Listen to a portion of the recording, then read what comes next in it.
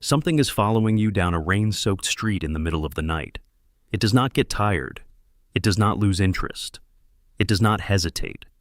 It already knows where you are going before you do, and it has been given exactly one directive: find you and end you. That is the Nemesis.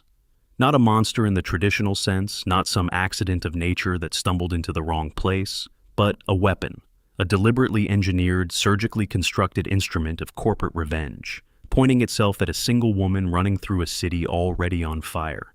This video is about that thing. Every fact, every detail, every quiet horror buried in its biology, its lore, its design, and its history. 125th of them. So, get comfortable, dim the lights, let the sound wash over you, and let's go somewhere dark together. Section 1. The experiment that became a legend. Origins and corporate history. Fact 1. The Nemesis did not begin with a monster. It began with a problem. Umbrella Corporation's bioweapon division in the late 1980s was running headfirst into a wall that all of their most dangerous experiments kept slamming into: intelligence. When you infect a human being with the T-virus, the virus does what viruses do. It rewrites the host at a cellular level, increasing physical mass, boosting aggression, restructuring muscle density into something almost beyond comprehension. What it cannot do, what it had never been able to do, was preserve the higher cognitive functions that make a killing machine actually useful in the field. Every tyrant prototype that stumbled out of the labs was terrifying in the same way a hurricane is terrifying. Immense, powerful, and completely impossible to aim. Fact 2. The Umbrella Corporation was not one unified organization. It was two competing empires wearing the same logo. The American branch, headquartered at the Arcli laboratory outside Raccoon City, was pursuing what they called the Tyrant Project, a program to create a perfect human-origin biological weapon with enough intelligence to follow commands without losing the physical superiority that made it valuable. The European branch, operating out of laboratories in France, had a different philosophy entirely. Rather than trying to modify the virus to preserve intelligence, they decided to solve the problem from the outside in. They would build a second brain and put it inside the monster. Fact 3.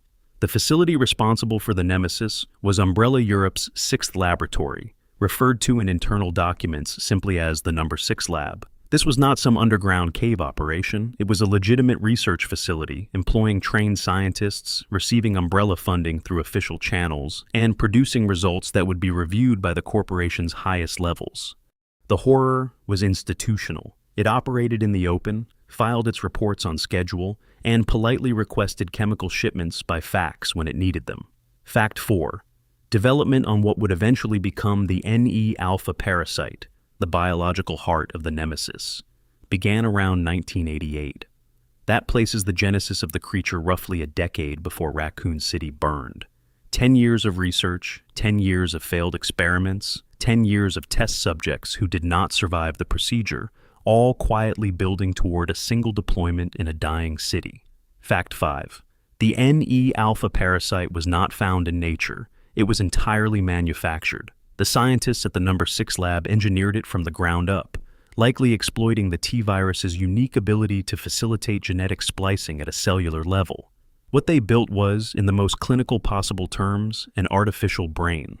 A biological construct with 7 large tentacles and a cluster of smaller tendrils at its base, shaped in a way that would have looked disturbingly similar to a human brainstem.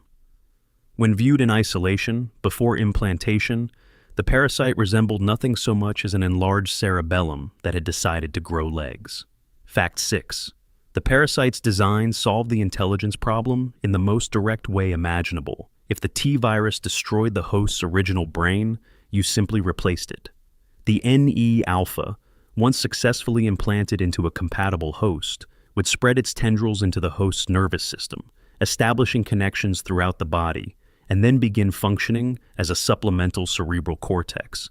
The host's degraded original brain tissue would still exist, but the parasite would handle the higher functions: following orders, identifying targets, adapting tactics, remembering faces. Fact 7. The first successful test of a prototype NE alpha parasite did not happen at the number 6 lab. It happened in America, at the Arklay laboratory, and the test subject was Lisa Trevor, a woman who had been held at the facility against her will for decades as a research subject. Umbrella USA obtained the prototype parasite in 1988, backed by the personal authorization of Oswell Spencer himself, and used Lisa as their host. The results were not what they expected. Lisa's immune system, already extraordinary after years of experimental infection, did not accept the parasite. It destroyed the NE alpha entirely. What happened next changed the trajectory of Umbrella's entire research program. Lisa's immune system absorbed the parasite's genetic material into her own biology. The Arklay team studied that absorption process, and it led directly to the development of the G virus. The Nemesis project indirectly created the monster that destroyed Raccoon City. Fact 8. After the Lisa Trevor experiment, Umbrella USA made no further attempts to obtain another NE alpha sample. The European branch, meanwhile, kept working. Without a suitable host strong enough to survive the implantation and survive the parasite's growth within them, the project was effectively frozen. The parasite existed. It was refined over the following decade, tested on smaller and less complex biological subjects. Some reports indicate Cerberus specimens and hunter models were used to study how the parasite interacted with already mutated tissue, but nothing human-shaped could contain it without dying within minutes. Fact 9. The breakthrough came in 1998, and it came because the Tyrant project finally succeeded. When Umbrella USA completed the T103 model, a mass-produced Tyrant that could be cloned reliably and deployed in large numbers, the number 6 lab immediately recognized what they had been missing. The T103 was large enough, resilient enough, and biologically complex enough to potentially survive NE alpha implantation. The European branch requested a T103 specimen, ran the procedure, and for the first time in 10 years, the parasite found a home. Fact 10. The implantation process was not subtle. The NE alpha parasite was injected directly into the spine of the T103 host. Once inside, it did not politely integrate. It forced its way into the host's brainstem. Its 7 large tentacles spread outward from the injection site, ripping through tissue, tearing through muscle wall, bursting through the skin of the host's face, right arm, and torso. The development team had to surgically staple the host's flesh back together in multiple locations. The stitching visible on the finished creature's face, neck, and right side was not decorative. It was emergency wound closure from the parasite's hostile integration process. Fact 11. The Nemesis T-type, as the finished product was officially designated, was classified as a prototype. Only one individual unit, referred to in internal documents as Nemesis T-02 and nicknamed the Pursuer, is known to have been deployed in a live combat situation. The designation T-02 implies a T-01 existed at some point, though documentation on any earlier Nemesis unit is either missing or was destroyed along with most of Umbrella's records when the company collapsed. Fact 12. The decision to deploy the Nemesis in Raccoon City was driven by 2 converging corporate interests. The first was revenge. The STARS team, the Special Tactics and Rescue Service, had investigated the Arklay Mountain incident in the summer of 1998, discovered Umbrella's underground laboratory, survived the encounter with the T-002 Tyrant, and escaped to tell their story. From Umbrella's perspective, these were loose ends. People who had seen things they were not supposed to see, who could potentially expose the corporation's illegal bioweapon research.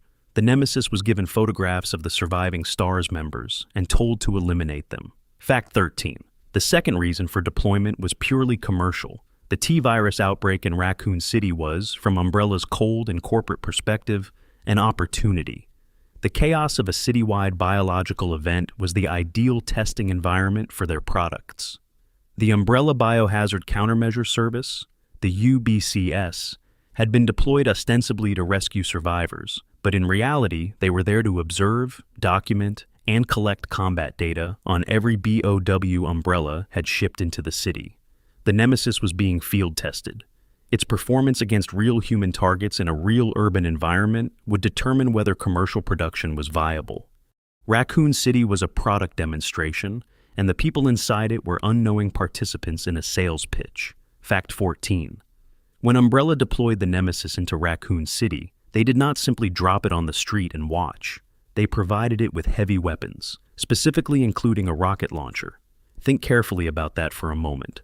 A corporation shipped a biological weapon into a city full of people, handed it a rocket launcher, gave it a target the lust, and set it loose. The Nemesis arrived equipped and ready, helicoptered in under cover of the chaos, and immediately went looking for the 2 remaining STARS members still alive in the city, Brad Vickers and Jill Valentine. Before we go any further, drop a comment right now with the time and the place you are watching this from. It genuinely means everything to see where you all are in the world during these videos. And if this is your first time here, subscribe. There's a lot more darkness where this came from, and you do not want to miss any of it. Section 2. The Biology of a Monster. NE-alpha and what it does. Fact 15. The NE-alpha parasite is bioluminescent. In the 2020 remake of Resident Evil 3, the parasite can be seen glowing faintly when exposed, an eerie biological light that has no equivalent in nature because the parasite itself has no equivalent in nature. It was built, not born. Whatever process generates that light is a byproduct of the parasite's own cellular metabolism, living tissue burning with quiet chemical fire. Fact 16. When the NE-alpha successfully bonds with a host, it does not simply supplement the brain. It replaces it. The parasite's adult form, once fully integrated, has been described in analysis as resembling an enlarged human brain, a detail that becomes more disturbing the longer you sit with it. The intelligence residing in the Nemesis is not the original host's intelligence, modified or augmented. It is the parasite's intelligence, housed in a body built from the ruins of someone else's biological framework. Fact 17. The NE-alpha parasite is described in lore documents as being stored in a special solution in an underdeveloped state prior to implantation. It was grown and matured specifically for its intended host, a cultivated organism raised in conditions designed to maximize its chances of successful integration. The parasite was, in the most literal sense, bred for the body it was going to inhabit. Tailored biology.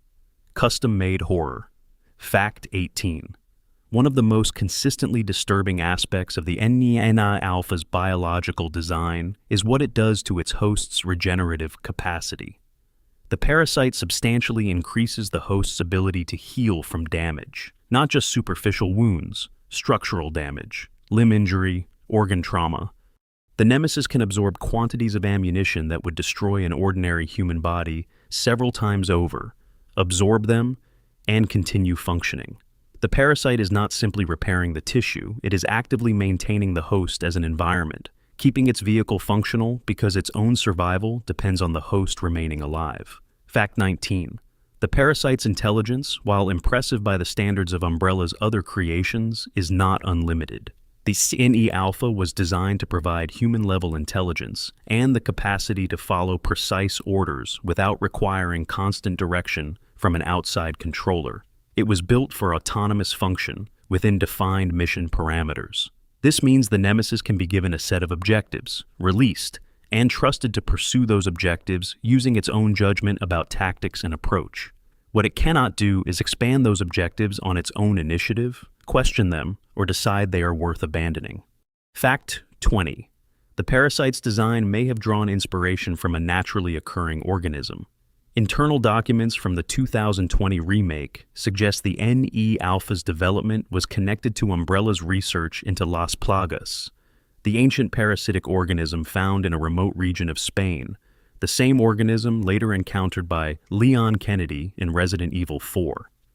The connection is reinforced by the career history of Luis Serra Navarro, a biologist who would later become involved in Las Plagas research and who previously worked at Umbrella Europe's 6th laboratory, the very facility that created the NE-alpha. Whether the Nemesis project was inspired by rumors of Las Plagas, or whether Las Plagas research was later informed by NE-alpha findings, is a question the lore has never fully resolved. Fact 21. The parasite cannot survive without a host. Outside of its storage solution, without a living body to inhabit, the NE-alpha has no capacity for independent existence. It is entirely defined by parasitism. Without something to live inside, it dies. This creates an interesting philosophical dimension to the creature. The Nemesis is not one organism. It is two, locked in a relationship where one has completely subsumed the other. Fact 22. The tentacles visible on the Nemesis's body are not weapons that were added or modified by Umbrella post-implantation. They are the parasite's own appendages, extending from the integration points where the NE alpha forced its way into the host's tissue. When the Nemesis uses its tentacle in combat, seizing survivors, striking at range, pulling targets toward it, it is physically extending part of the parasite's own body structure through the host's skin. What you see grabbing Jill Valentine is not the tyrant reaching for her, it is the parasite. Fact 23. In the 2020 remake, the Nemesis demonstrates an ability that the original game only implied. It can produce additional NE alpha parasites within its own body and deploy them externally. This means the creature is not just carrying the parasite, it has become a breeding environment for them. The original host and the original parasite have integrated so completely that the Nemesis is now capable of independent parasite propagation. It has become, in a biological sense, a parent. Fact 24. The Nemesis's final mutation, its third form, seen at the end of the original game after it falls into the chemical pool at the disposal facility, occurs because the NE alpha parasite survives and even when the tyrant host is destroyed beyond recovery. The chemicals consume the host body. The parasite, freed from its constraints, experienced uncontrolled growth and mutation, consuming available organic material, including the bodies of several other deceased T-103 units at the facility, to fuel its expansion. What Jill encounters at the end is not the Nemesis anymore. It is the parasite alone, finally unchained. Fact 25. The NE alpha parasite's continuous growth is one of its most biologically alarming characteristics. Under normal conditions, the parasite is kept in check by the physical limits of its host body. The host's structure contains the parasite's expansion, keeps it anchored, prevents it from growing beyond functional parameters. Remove that containment, damage the host severely enough, or eliminate it entirely, and the parasite begins growing without limit. Some analysis has suggested the NE alpha may incorporate cancerous growth mechanisms, a biological drive toward continuous expansion that is only suppressed, never truly eliminated, by the presence of a stable host. Fact 26. The Nemesis T-type was considered by Umbrella Europe to have exceeded the specifications of the original Tyrant BOW once the field test data from Raccoon City was processed. The creature demonstrated greater intelligence, greater adaptability, superior combat performance, and a target identification capability that no previous Tyrant model had matched. Umbrella began planning commercial production of future Nemesis units. The plan was to develop a variant with a more humanoid appearance to make the weapon easier to deploy covertly. The Raccoon City disaster ended those plans before they were realized. Fact 27. There is a theoretical question that the lore raises without ever directly addressing. What was the T-103 host before it became the Nemesis? The mass-produced T-103 model was cloned from a human template. The specific genetic donor for the Nemesis unit is never confirmed in official canon, though some documents suggest T-103 units were cloned from the DNA of Sergei Vladimir, an Umbrella official who had agreed to serve as the genetic base for mass production. If that is accurate, then inside the Nemesis's body is a biological echo of a human being who was alive and consenting to his role in the process. A man who agreed to serve Umbrella and did not fully understand that part of his service would involve becoming the raw material for something designed to kill. Section 3. The name, the design, and the aesthetic of inevitability. Fact 28. The name Nemesis comes directly from ancient Greek mythology. Nemesis was the goddess of divine retribution and vengeance, not blind rage, but specifically the concept of punishment, delivered in proportion to transgression. She was the force that cut down those who had grown too proud, too powerful, too certain of their own invulnerability. Umbrella named their weapon after her deliberately. The STARS team had destroyed the T-002, exposed the Arclay lab, and survived situations that should have killed them. In Umbrella's corporate mythology, that made them suitable targets for divine retribution. They named the thing they built to kill those survivors after the goddess of punishment. Fact 29. In Japanese, the creature is referred to as the Tsuisekisha, which translates simply as the pursuer, not the destroyer, not the hunter, the pursuer. There is something in that word choice that sits differently than the English name. Nemesis implies justice, or at least its cold imitation. The pursuer implies something more relentless and more personal. It is coming. That is what it does. It pursues.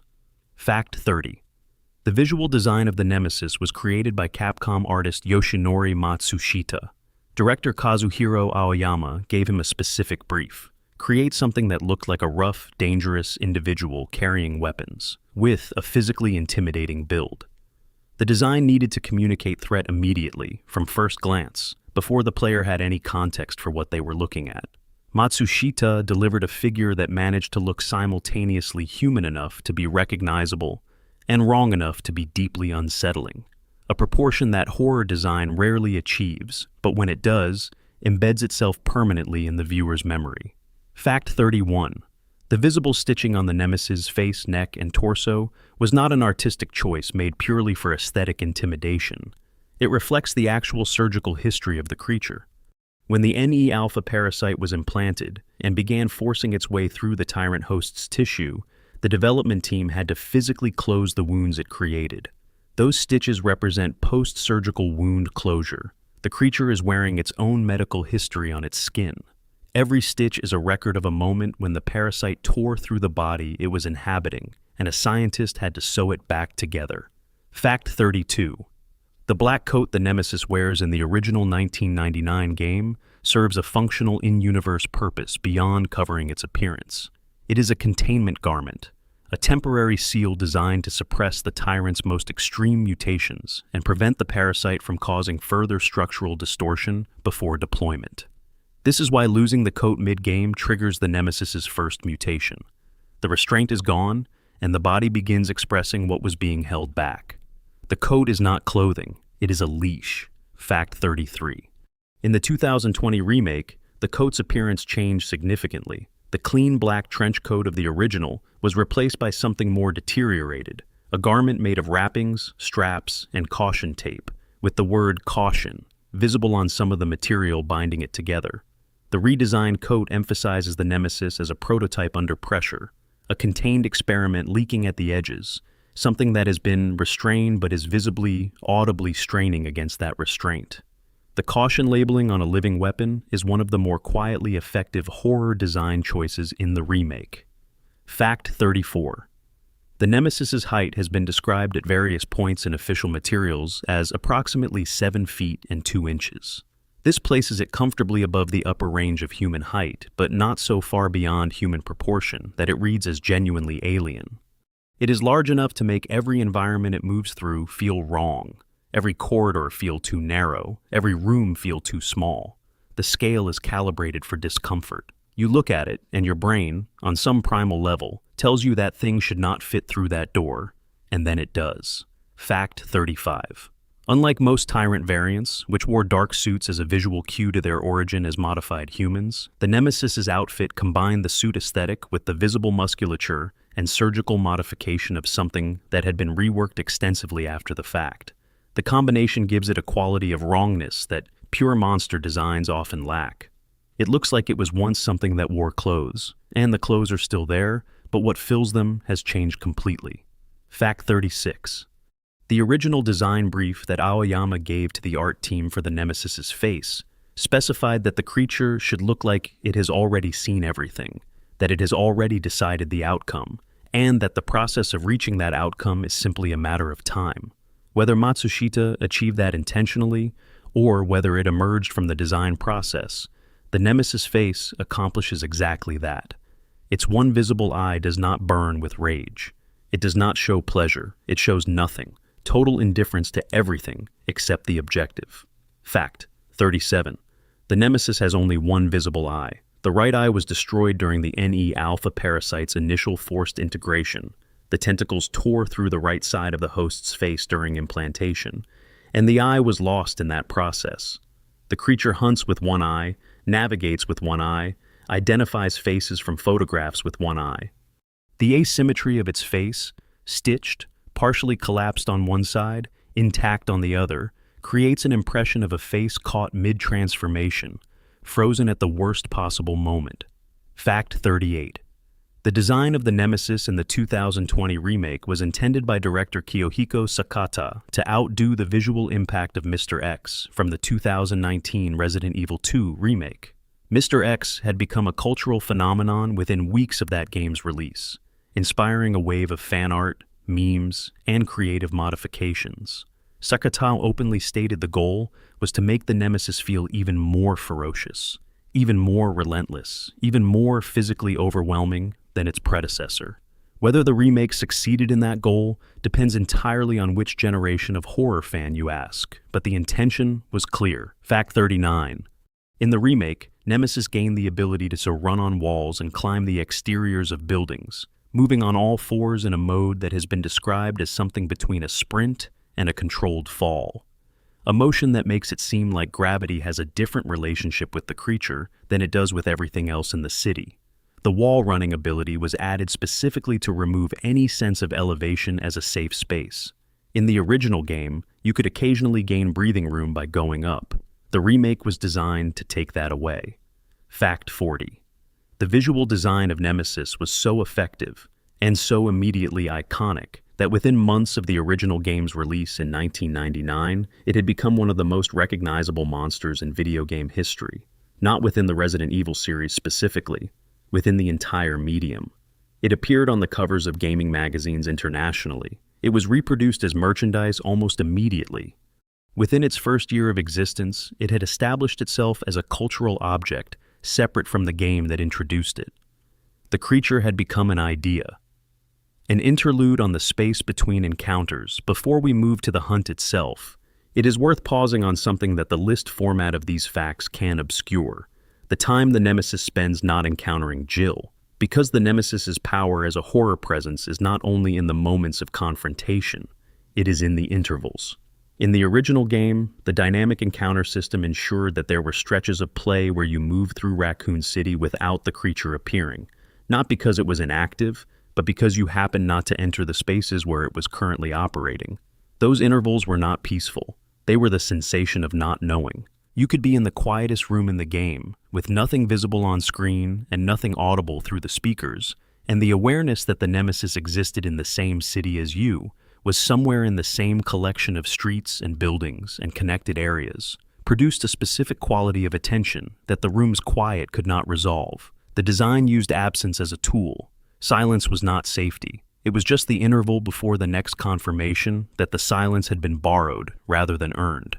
This is, in pure design terms, one of the most sophisticated things about the original game's approach to its central threat. Most horror games deploy their most dangerous enemies at specific scripted moments, and the spaces between those moments are recoveries. The player breathes, reorients, rebuilds the resources depleted in the previous confrontation, and prepares for the next scripted escalation. The Nemesis's dynamic encounter design denied that recovery. The between times were not safe. They were the condition in which safety had not yet been disproven, rather than the condition in which it had been established. There is a difference between those states that is difficult to articulate, but immediately recognizable to anyone who has experienced it. The designers at Capcom who built this system were, whether they would describe it this way or not, working with something fundamental about how dread functions in the nervous system. Dread is not the same as fear. Fear is a response to a present threat. Dread is the anticipation of a threat that has not yet manifested, but whose eventual manifestation seems certain.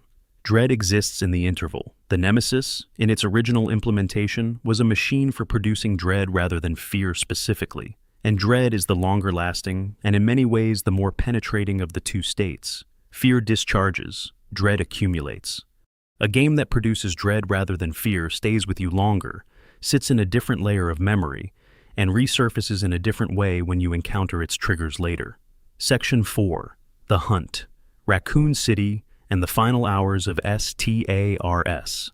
Fact 41. When the Nemesis was deployed into Raccoon City, only 2 STARS members remained in the city: Brad Vickers, the team's helicopter pilot, and Jill Valentine, one of Alpha Team's senior members. The rest had either died during the Arclay investigation, been killed in the aftermath, or left the city before the outbreak contained them. Umbrella had been systematic enough in gathering intelligence that the Nemesis was provided with photographs of both remaining targets before deployment. It was shown their faces, so it would know them when it found them. Fact 42. Brad Vickers had been running for days before Jill encountered him. Internal Raccoon City police documents and in-game files paint a picture of a man who had watched the city die around him, who had been infected by a zombie bite at some point during his flight, and who was already deteriorating physically by the time Jill found him. He had managed to phone her and warn her about the presence of the creature before they came face to face. Then the Nemesis found him outside the Raccoon City Police Department, drove him against the building's entrance, and killed him there. In the original game, the Nemesis impales Brad through the face with a tentacle. The animation is brief. The effect is permanent. Fact 43. Brad Vickers' death carried a particular weight that made it different from most character deaths in the Resident Evil series. Brad had not been a hero. During the original Arklay investigation, he had panicked and abandoned his teammates when the situation became dangerous, earning the nickname Chicken Heart within STARS. He spent the entire original game flying circles overhead, while his colleagues fought for their lives inside the mansion. He dropped them a rocket launcher when they needed it, but that was the extent of his contribution to survival. He was imperfect, frightened, and ultimately redeemed by his attempt to warn Jill, and the Nemesis killed him before he could say anything further. The monster was not interested in character arcs. Fact 44.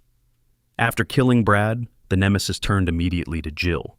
This transition, from killing one target to immediately identifying and pursuing the next without any pause, without any apparent satisfaction or acknowledgement of what had just happened, is one of the most chilling aspects of the creature's behavior. It does not celebrate. It does not linger. It processes the completion of one task and moves immediately to the next. The kill was not an act. It was a checkbox. Fact 45. The Nemesis's pursuit of Jill Valentine across Raccoon City covers a span of several days and takes it through nearly every significant location in the city. It encounters her at the police department, on the streets of downtown Raccoon City, at the clock tower in Raccoon Park, at the bridge, and at the disposal facility.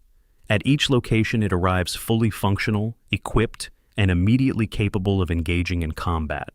The creature does not rest between encounters. There is no evidence in the game that it does anything other than hunt when Jill is not visible. Fact 46. One of the most often cited disturbing aspects of the Nemesis's behavior is how it crosses thresholds that previous Tyrant models could not. Every other Umbrella killing machine up to that point respected certain environmental boundaries: doors, floors, vertical separation. The Nemesis does not. It follows Jill through doors. It pursues her between areas. It bursts through walls when necessary. The architecture of Raccoon City, which had served as at least partial shelter in the previous games, offered Jill no reliable safety. The thing that was chasing her could simply follow. Fact 47. In the original 1999 game, the developers created a system where Nemesis could appear at a set of scripted locations throughout the city, but would also appear dynamically in outdoor areas when Jill was passing through them. The unpredictability of outdoor encounters, the fact that you could not always know when the next confrontation was coming, was a deliberate design choice intended to maintain a constant baseline of anxiety. Even when Nemesis was not on screen, it was present as a possibility. It existed as a threat even in its absence. Fact 48. The Nemesis can be fought in several encounters throughout the original game, and remarkably, it drops items when damaged enough during optional combat encounters. This created a deliberate design tension. The game rewarded aggression against the most dangerous enemy in it. Players who stood their ground, who chose to fight rather than flee, who were willing to absorb the risk of remaining in the Nemesis's range, received tangible benefits. The game was asking you to confront your fear and offering you something for it. This was not a feature of the original design. It was specifically added to give players a reason to engage rather than always run. Fact 49. During the clock tower section of the game, the Nemesis arrives armed with a flamethrower rather than its rocket launcher. This is a significant moment in terms of what it communicates about the creature. It changes its loadout based on the tactical environment. The rocket launcher is an ideal weapon for open outdoor pursuit, where the range and explosive force give it an advantage. A flamethrower is better suited to closer, more architectural environments where concentrated fire can cut off escape routes. Whether this loadout change represents Umbrella pre-equipping the creature for different environments, or represents the Nemesis making an independent tactical decision is never explicitly clarified. Either answer is disturbing. Fact 50. After Jill is infected with the T-virus during a Nemesis encounter, knocked down and rendered unconscious by a tentacle strike that introduces the virus directly into her bloodstream, the Nemesis does not kill her immediately. She is incapacitated. She is infected and dying. The Nemesis leaves. In-universe, the most likely explanation is that the creature was operating under orders to kill STAR's members, and an unconscious, dying target may have been registered as an objective already completed. The Nemesis does not make exceptions. It does not linger over the dying. It moves on. Fact 51. Carlos Oliveira, the UBCS mercenary who becomes Jill's primary ally during the Raccoon City escape, makes multiple attempts to engage or divert the Nemesis over the course of the game. None of them significantly impede it. Carlos is a capable soldier, better equipped than most survivors in the city, and the Nemesis absorbs everything he brings to the confrontation and keeps moving. The creature was not designed with consideration for UBCS interference. The UBCS were assets deployed by the same corporation that sent the Nemesis. The possibility that they might end up in the creature's path was simply an accepted operational hazard. Fact 52. Mikhail Victor, the injured UBCS captain who sacrifices himself on the clock tower tram to buy Jill time, detonates a grenade inside the vehicle during a Nemesis attack in a sequence that confirms what the player has suspected all along. Explosive force sufficient to destroy a vehicle and kill a human being, point blank, will not stop the Nemesis. Mikhail dies saving Jill from one encounter, and the creature survives the explosion that killed him. The gap between what it takes to kill a human being and what it takes to kill the Nemesis is expressed in that single moment more effectively than any amount of exposition could achieve. Fact 53. The Nemesis's pursuit ends at a chemical disposal facility outside Raccoon City. Jill drives the creature into a vat of organic decomposition chemicals, industrial-grade biological solvents strong enough to dissolve organic matter on contact. The creature falls in, she leaves. By any reasonable biological standard, it should be dead. The acid has burned through its outer layers, stripped away tissue, disrupted the parasite's connection to the host body. When it appears again, it is because the parasite survived. The parasite always survived. Fact 54. In the final encounter of the original game, after the parasitic third form has grown beyond any recognizable version of the creature that began the game, Jill defeats it using an experimental umbrella railgun called the Sword of Paracelsus, a weapon the U.S. military had developed specifically for the purpose of retrieving the G-virus, which it had been hunting for its own bioweapon research program. Jill finds it in the facility and uses it against the thing in the chemical pool. The railgun was designed by one arm of the government to steal bioweapons from a corporation, and Jill used it to kill a bioweapon made by that same corporation. There is a particular irony folded inside that detail that the game never points to. Section 5. What it can do. Abilities, mutations, and combat. Fact 55. The Nemesis is significantly faster than Jill Valentine in a straight line. Unlike every previous Tyrant model, which moved at a pace that was threatening but manageable, the Nemesis can outrun a human being at full sprint. This single design decision changed the fundamental texture of the threat. Mr. X in Resident Evil 2 was a slow, inexorable pressure. The Nemesis was a fast, immediate one. Running is not always enough. Running with any hesitation is definitely not enough. Fact 56. The Nemesis's rocket launcher is based on the visual design of the FIM-92 Stinger missile system, a real-world shoulder-fired surface-to-air missile launcher used by militaries internationally. Adapting a weapon designed for shooting down aircraft into a tool for hunting a single person through city streets says everything about the scale of the threat Umbrella was deploying. The weapon was not proportionate to the mission. That was the point. The Nemesis was designed to be overwhelming. Fact 57. The Nemesis can use the rocket launcher to engage targets at significant range. In the original game, it can fire at Jill from a distance, sufficient to deny any sense of positional safety. You see it across the street, and within seconds there is a rocket moving toward your location. The delay between identification and action is minimal. For a creature that large, carrying a weapon that heavy, moving that fast, the response time is almost implausible, except that the EE alpha parasite grants it human-level intelligence and reaction speed layered on top of the tyrant's physical capacity. The creature thinks fast. Its body keeps up. Fact 58. After being damaged by acid exposure in the original game, the Nemesis's second form loses some of its physical speed. The damage to the host body has been significant enough to affect mobility. In compensation, the parasite adapts. The second form gains the ability to project acid itself, using its tentacles to spray the decomposition chemicals it absorbed from the pool at Jill. The creature has incorporated the thing that damaged it into its own arsenal. It was hurt by something, and then became something that could hurt others with it. Fact 59. The Nemesis's final parasitic form in the original game is purely instinct-driven. The higher intelligence that the NE Alpha provided throughout the game, the tactical awareness, the target identification, the weapon use, is gone by this stage. What remains is biological drive without cognitive structure. The creature at the end is not hunting Jill the way the creature at the beginning was hunting her. It is simply moving toward the nearest organic mass with whatever mechanism of locomotion still functions. The intelligence that made it terrifying is spent. What is left is just appetite. Fact 60. In the 2020 remake, the Nemesis's mutations are more visually dramatic and come earlier in the narrative.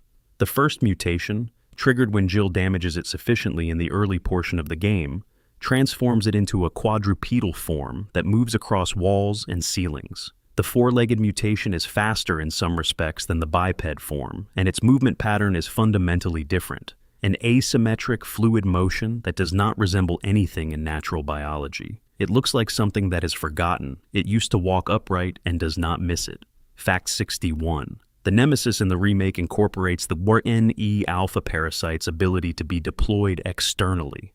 During certain phases of the encounter, it projects parasites toward Jill that attach to her and begin affecting her physiology if not removed. The creature is defending itself with its own offspring, or its own organs. At this stage of integration, the distinction may not be meaningful. Fact 62. The Nemesis's tentacle in the remake extends to a significant reach, long enough to grab or strike targets that he have created what would otherwise feel like a safe distance. The extension is not uniform. The tentacle does not simply reach and retract. It moves with intention, adjusting its trajectory mid-extension, wrapping rather than striking if the circumstances call for restraint rather than force. The parasite's appendage behaves like something that knows what it wants and is capable of making small adjustments to get it. Fact 63. One of the more mechanically notable facts about the Nemesis in the original game is that it can be temporarily stopped, knocked down, staggered, driven to the ground with enough sustained firepower, but not killed by any conventional weapon the player carries. The creature will always get back up. The game provides this information through experience rather than exposition. You shoot it until it falls, and then you realize it is already getting up again. The lesson is absorbed physically through the player's actions, rather than told through a cutscene. This is horror as game design, rather than horror as content. Fact 64.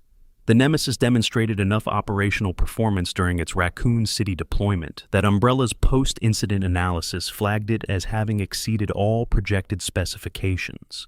This assessment was made in the context of a mission where the creature survived acid immersion, explosive detonation, sustained gunfire from a trained special operations soldier, and repeated direct combat with a former STARS member who had survived multiple encounters with earlier Tyrant models. It did all of that and required an experimental railgun to finally destroy. The bar for what constitutes operational success was apparently set very high. Fact 65.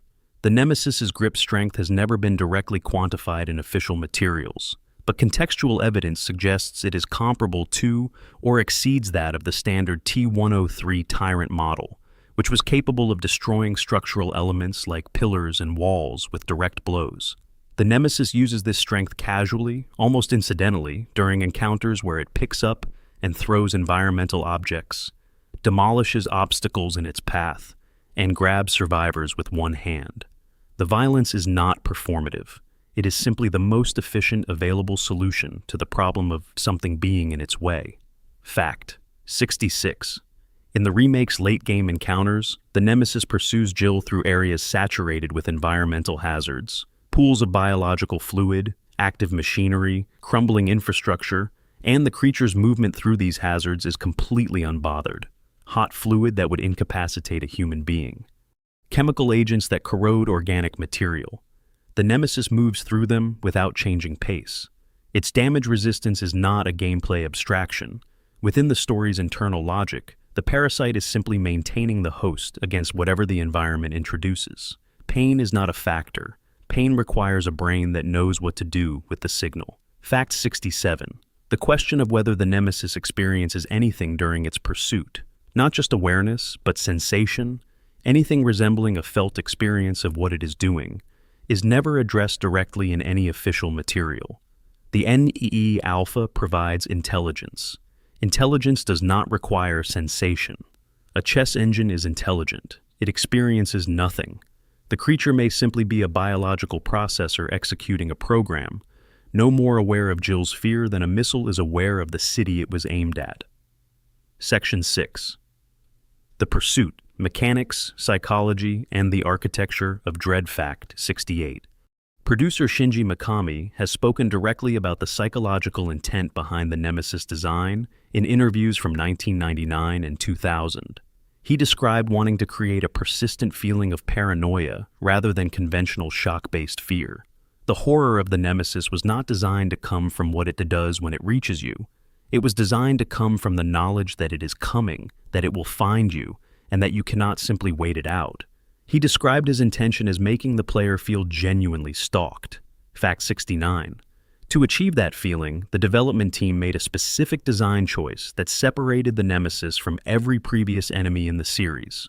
They gave it memory of the player's last known location. Standard zombie AI in Resident Evil games of that era would lose interest in a target if sufficient distance or a door separated them. The Nemesis's AI was built to maintain target acquisition across distances and environmental boundaries. Putting a door between you and it was not a solution. It was a delay.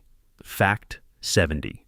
The outdoor encounter system in the original game, where Nemesis could appear dynamically while Jill was moving through certain exterior areas, created a particular kind of dread that indoor encounter-only game design cannot replicate.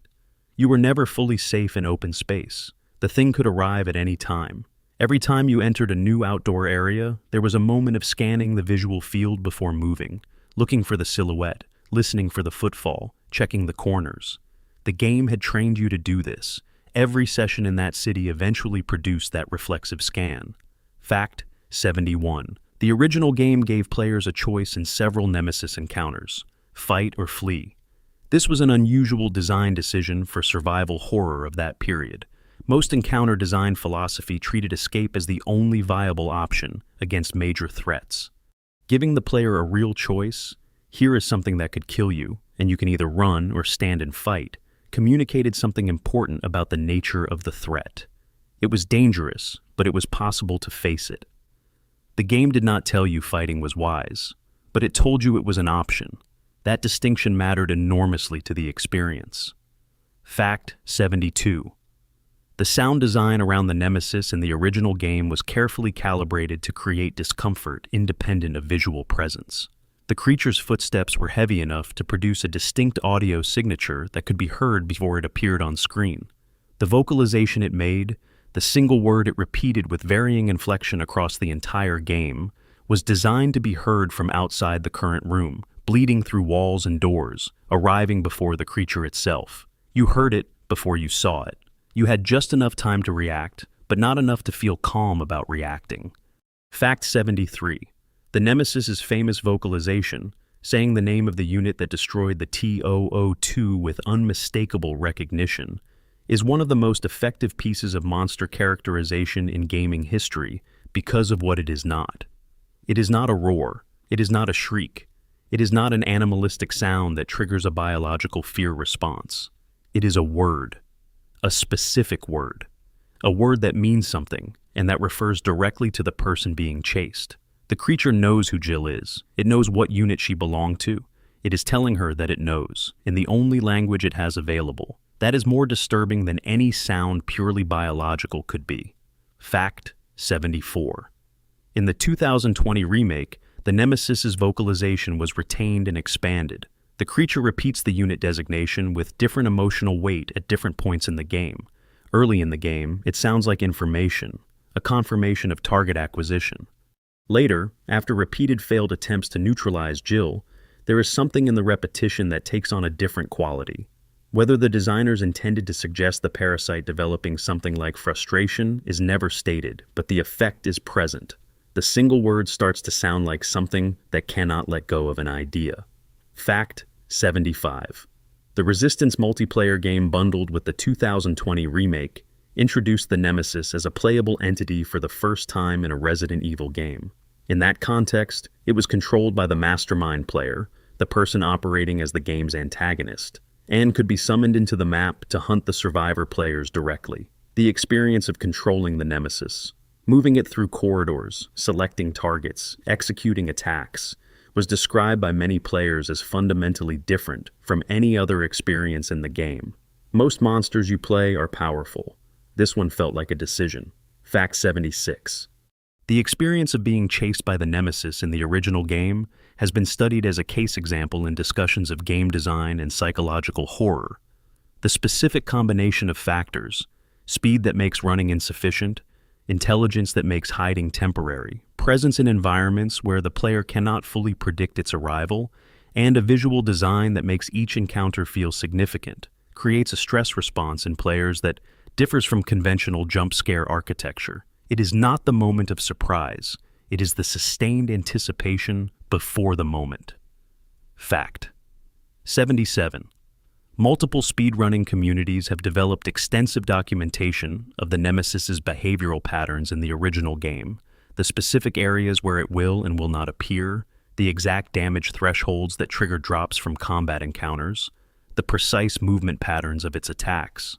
This documentation exists because the Nemesis's behavior, while designed to feel unpredictable, operates on deterministic logic that can be learned and exploited. Knowing the system does not make it less effective as horror design. Understanding that a thing is mechanical does not make the mechanical thing less real while it is happening to you. Fact 78. The remake's decision to make Nemesis encounters more scripted and less dynamically unpredictable than the original received significant criticism from fans who felt the change undermined the psychological foundation of the original design. In the original game, the dynamic encounter system meant you could never be entirely sure when and where the next confrontation was coming. In the remake, the encounters were more set-piece oriented, impressive, visually spectacular, but predictable with repeated play in a way the original was not. The thing that made the original Nemesis terrifying was not its appearance. It was the uncertainty of its absence. Fact 79.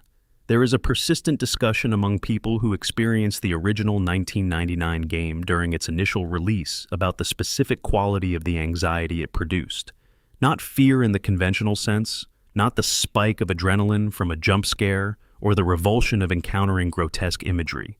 Something slower, something that settled into the background of the experience and stayed there. A low-grade awareness that the environment was not safe, that something was in it that could not be permanently removed, that could not be negotiated with, or distracted or worn down through patience. That awareness, maintained across multiple hours of gameplay, was what the Nemesis was designed to produce. Most players agree it worked. An interlude on what the Nemesis teaches about design. The Nemesis is instructive as a design object in a specific way that goes beyond its success as a horror creation. It demonstrates something about the relationship between constraint and creativity that is worth understanding if you care about why some things work and others do not. The creature was built within severe technical limitations, PlayStation hardware of the late 1990s, a compressed production timeline, a team that was partly new and partly stretched across multiple concurrent projects. Those constraints produced a design that achieved its intended psychological effect so efficiently that its successors, built with vastly superior technology and expanded budgets, have consistently struggled to match it. The central truth the Nemesis demonstrates is that psychological horror does not scale with technical capability. More polygons, better animation, more sophisticated AI, none of these things necessarily produce more fear. What produces fear is the precise calibration of the specific thing that triggers the specific fear. The original Nemesis triggered the fear of being found, and the fear of something that cannot be permanently removed. And it triggered those fears through mechanisms that worked within the constraints of the hardware. The audio cue, the cross-boundary pursuit, the dynamic encounter placement, the damage that would not hold. Each of these mechanisms was simple. Together they produce something that has never been fully replicated. There is also something worth noting about the Nemesis as an antagonist in the narrative sense. Not just a gameplay element, but a character in a story. It has no dialogue beyond a single word. It has no stated motivation beyond its mission parameters. It has no arc. It does not learn anything about Jill Valentine across the duration of the game that changes its approach to eliminating her. And yet it is more memorable, more resonant, more discussed than most antagonists in any medium who have full dialogue and complete arcs. What the Nemesis achieves as a character, it achieves through behavior rather than interiority, through what it does rather than what it says or wants or feels. The design of the Nemesis is an argument, made implicitly through its existence. That character does not require psychology. It requires a clear, consistent, and meaningful relationship with the protagonist. The Nemesis's relationship with Jill Valentine is one of the clearest in gaming. It is pursuing her. She is surviving it. Everything else is details. Section 7. Behind the screen, development, voice work, and the people who built the Fear Fact 80. Resident Evil 3 began its development life not as a mainline sequel, but as a lower-budget side project. Its working titles included Resident Evil 1.9 and Resident Evil 2.1, indicating it was conceived as something bridging the gap between the second and future third entries, rather than standing as a major release in its own right. The game was promoted to a full-numbered sequel relatively late in development. Some accounts suggest approximately 3 months before the final deadline, resulting in a production timeline that was compressed even by the standards of the era. Fact 81. The game's script was written by Yasuhisa Kawamura, who had only recently been hired by Capcom and whose prior writing credits were limited. His screenplay for Resident Evil 3 introduced the Nemesis not just as a gameplay mechanic, but as a narrative presence, something with a purpose and a context within the broader story world of Umbrella Corporation. The fact that the game's central monster had a coherent origin story and a defined mission, rather than simply existing as an obstacle, was Kawamura's contribution to what the Nemesis became as a character. Fact 82. Kawamura's original draft of the opening sequence was substantially different from what appeared in the final game. According to comments he has made publicly, his initial script opened with Jill Valentine in despair, putting her weapon to her temple in a nightmare, a far darker entry point that was modified during development. The final game's opening, while still depicting a city in collapse, carries less explicit weight of personal hopelessness than Kawamura's original conception. The abandoned opening suggests the writers were reaching for something more psychologically confrontational than the finished product achieved. Fact 83. The voice of the original Nemesis, specifically the voice behind the creature's famous vocalization, was provided by Tony Rosato, a Canadian actor primarily known for his comedic work. The recording session for that single repeated word reportedly produced multiple takes with different intonations, speeds, and volumes before the sound design team assembled the version used in the final game. The creature's vocalization in the finished product is not a single uniform recording. Different instances in the game use different takes from the session, creating subtle variations in how the word lands across different encounters. Fact 84.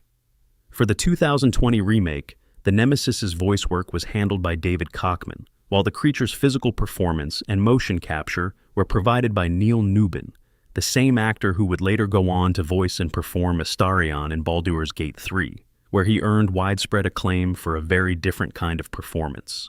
Newbin's motion capture work on the Nemesis involved capturing the creature's movement patterns, weight shifts, and attack animations in a suit on a stage, translating the intentions of the design into physical specificity that the final CG model then embodied.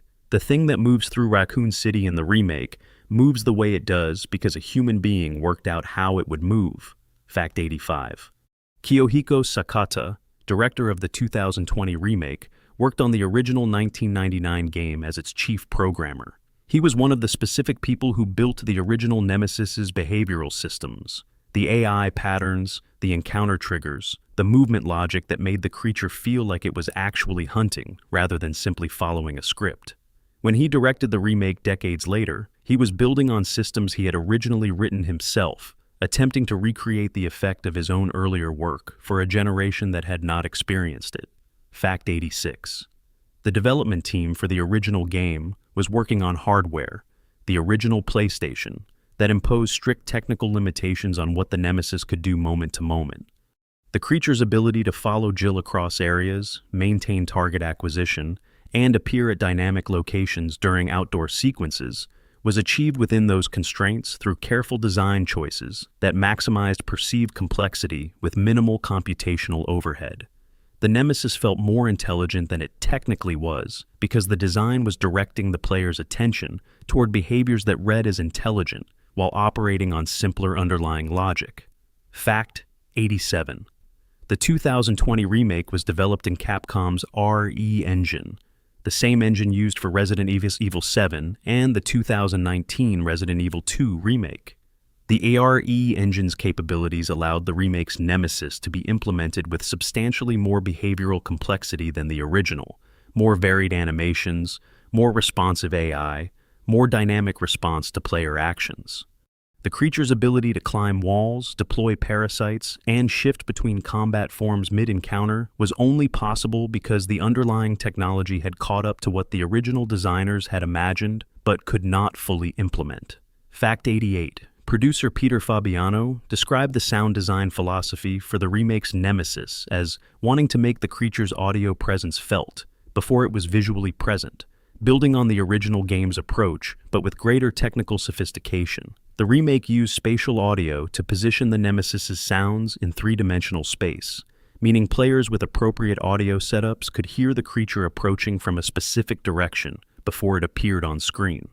The sound design was designed to prime fear before the visual confirmation arrived. Fact 89. One of the specific challenges the development team faced in designing the Nemesis's behavior for the 2020 remake was distinguishing it from Mr.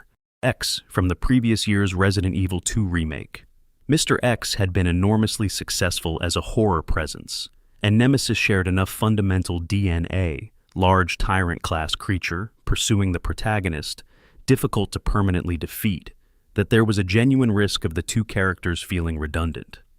The solution was to push the Nemesis toward greater aggression, faster movement, and more spectacular transformation, leaning into differences rather than trying to carve out subtle distinctions.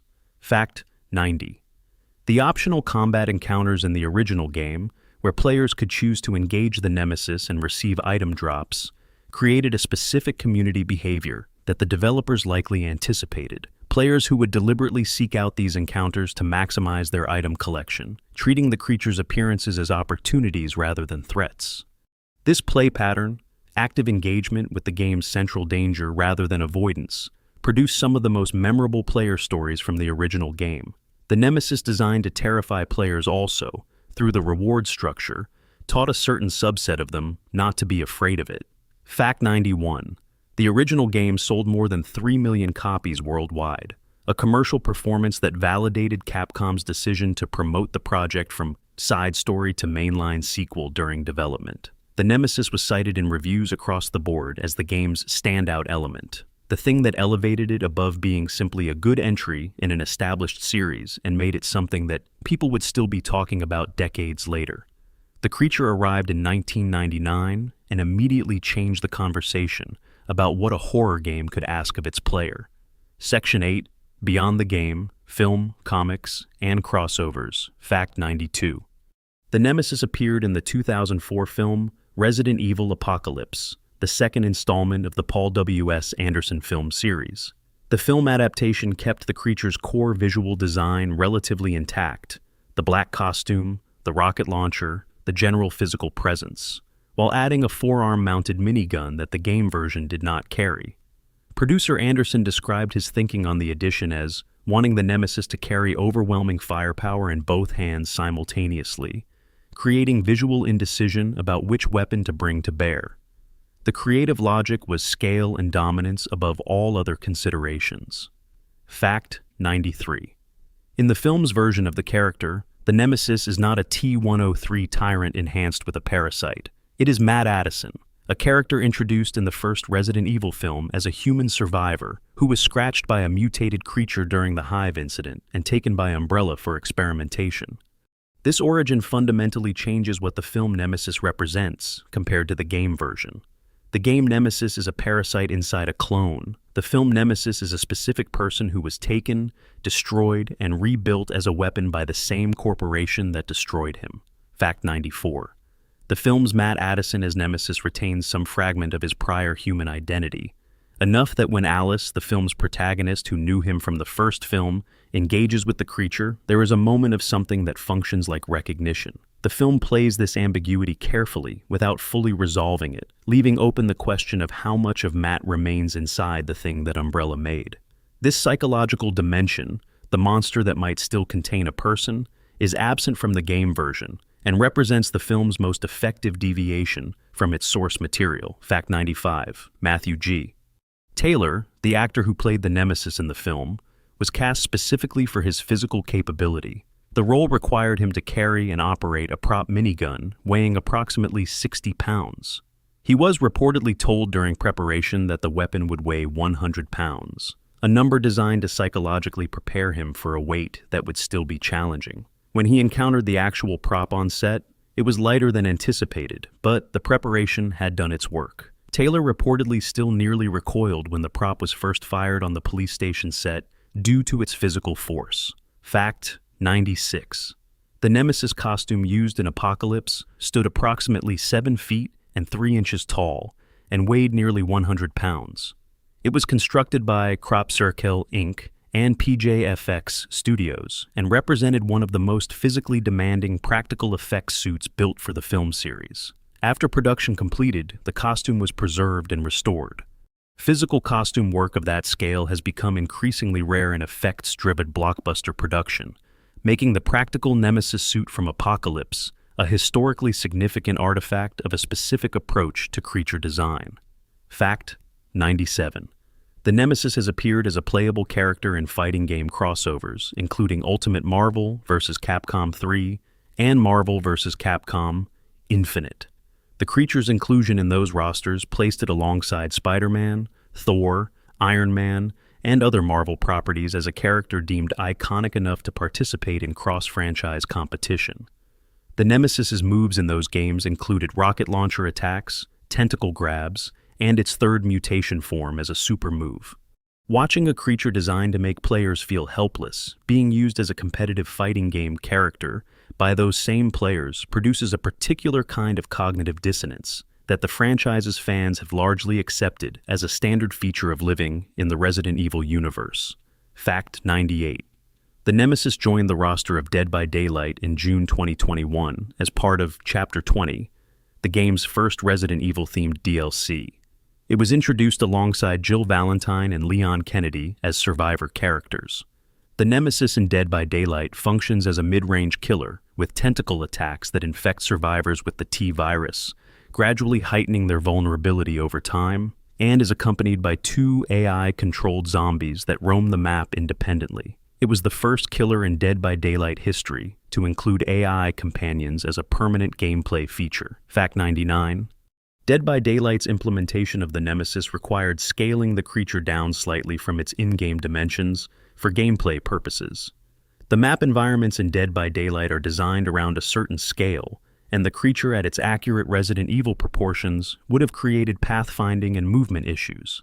This makes the Dead by Daylight Nemesis technically the smallest canonical version of the character to appear in any product. The wiki notes this specifically. The developers noted it specifically. Everyone involved was aware they were shrinking the thing slightly, and they did it anyway because gameplay required it. Fact 100. The Nemesis has been reproduced as merchandise in an enormous variety of formats over the decades since 1999. Statues, action figures, plush toys, clothing items, phone cases, and collector's items in scales ranging from desktop miniature to roughly life-size display pieces. The plush toy versions occupy a particular cultural space, the creature designed to make a generation of players feel pursued, reproduced in soft fabric, sold as something you could hold, the horror and the comfort item inhabiting the same form. The Resident Evil merchandise market has always had a complicated relationship with what its products actually represent. Fact 101. The Nemesis has appeared in the Resident Evil, the Umbrella Chronicles rail shooter game, in Resident Evil, Operation Raccoon City, and in multiple other entries and side games across the franchise's history. In each context, its role is fundamentally the same. It is the pursuing force, the inescapable consequence, the thing you cannot simply outrun or outthink indefinitely. The character has maintained that identity across every medium and every format it has appeared in. Whatever else changes about the presentation, the creature's essential nature remains stable. Fact 102. The Resident Evil film series version of the Nemesis, the Matt Addison version, was never carried forward into subsequent films. The creature was resolved within Apocalypse without appearing again in later installments. The game-accurate version of the character, with its origin in a T-103 host and an artificial parasite, has never been the subject of a dedicated film. The most visible version of the Nemesis outside of games remains the film adaptation that diverged most significantly from the source material's lore. Fact 103. In the Project X Zone 2 tactical crossover RPG, the Nemesis appeared as an enemy unit alongside other Capcom antagonists. Voiced in that game by Toru Nara, it was represented alongside Jill Valentine as one of the anchoring Resident Evil presences in the crossover narrative. These appearances in crossover media, fighting games, tactical RPGs, action shooters, represent a kind of secondary creative life for the character that exists parallel to its canonical appearances, a set of contexts where the Nemesis can be placed in situations its original design never anticipated and still function as a recognizable presence. A deeper consideration: Raccoon City as a stage and what the Nemesis did to it. The city of Raccoon City functions as both the setting and one of the silent characters in the story of Resident Evil 3. By the time Jill Valentine is running through its streets, the city is already past the point of recovery. It is not a city in crisis. It is a city in the process of becoming something that cities are not supposed to become. A permanent record of what happens when a corporation's worst decisions fail their containment, when the thing that was supposed to stay underground comes up into the streets and does not stop spreading. The environment Jill navigates is a city in the act of dying, and the Nemesis moves through that dying city with a specificity and a purpose that makes it the only thing in Raccoon City that is still operating according to a plan. The visual language of Raccoon City in Resident Evil 3, both in the original and in the remake, and is extraordinarily careful about what it puts in the background of every area the player moves through. Abandoned cars with their doors still open, suggesting the moment of departure that never completed. Emergency broadcast systems playing instructions that nobody is following anymore. Personal effects scattered in streets and doorways. Belongings that were dropped rather than set down. Belongings whose owners were moving fast and had to choose. The city is full of evidence of interrupted lives. Small specifics that accumulate over the course of the game into a portrait of a specific kind of disaster. Not the aftermath, but the moment in between. The moment when things are still happening, but the possibility of a good outcome has already passed. Into this environment, the Nemesis moves with complete contextual indifference. The abandoned cars are obstacles, or they are not. The emergency broadcasts are irrelevant sound. The personal effects of the people who lived and fled and died here are simply the surface of the environment it is moving through. The city's dying is happening around it, and the creature registers none of it as meaningful input. Its attention is a narrow beam pointed at two faces it has been given to find. Everything else, every detail of the catastrophe unfolding in its peripheral awareness, is simply the space between it and its targets. This contrast, between the specificity of the human evidence scattered throughout the city and the total indifference of the thing moving through it, is one of the most quietly effective horror instruments in the game. You notice the personal objects. You feel the weight of what they represent. The Nemesis does not. and the creature's refusal to register the human meaning of anything around it reads as a quality of its design, as something that was deliberately built out of it, rather than something that was accidentally omitted. The NE alpha parasite provided human-level intelligence. It did not provide human-level empathy, human-level context sensitivity, human-level awareness of anything beyond the mission. The intelligence is selective. It extends to tactics and target identification and adaptation. It does not extend to caring what was lost. The city also serves as a measure of the Nemesis's operational range in a way that the individual encounters do not fully communicate. Each encounter shows you where the creature is at a specific moment. The aggregate of those encounters across the full timeline of the game shows you something larger. The Nemesis covered an enormous amount of physical terrain across the course of Jill's escape attempt. From the apartment complex where it first confronts her, to the police department, to the downtown areas, to the clock tower, to the park, to the factory at the edge of the city. Each of those locations is a significant distance from the last. Each transition represents the creature moving purposefully across a burning city without rest, without deviation, without any acknowledgement of the chaos it was moving through. It covered a city-wide distance driven by a target it was not able to reach, and it kept covering that distance until it could not.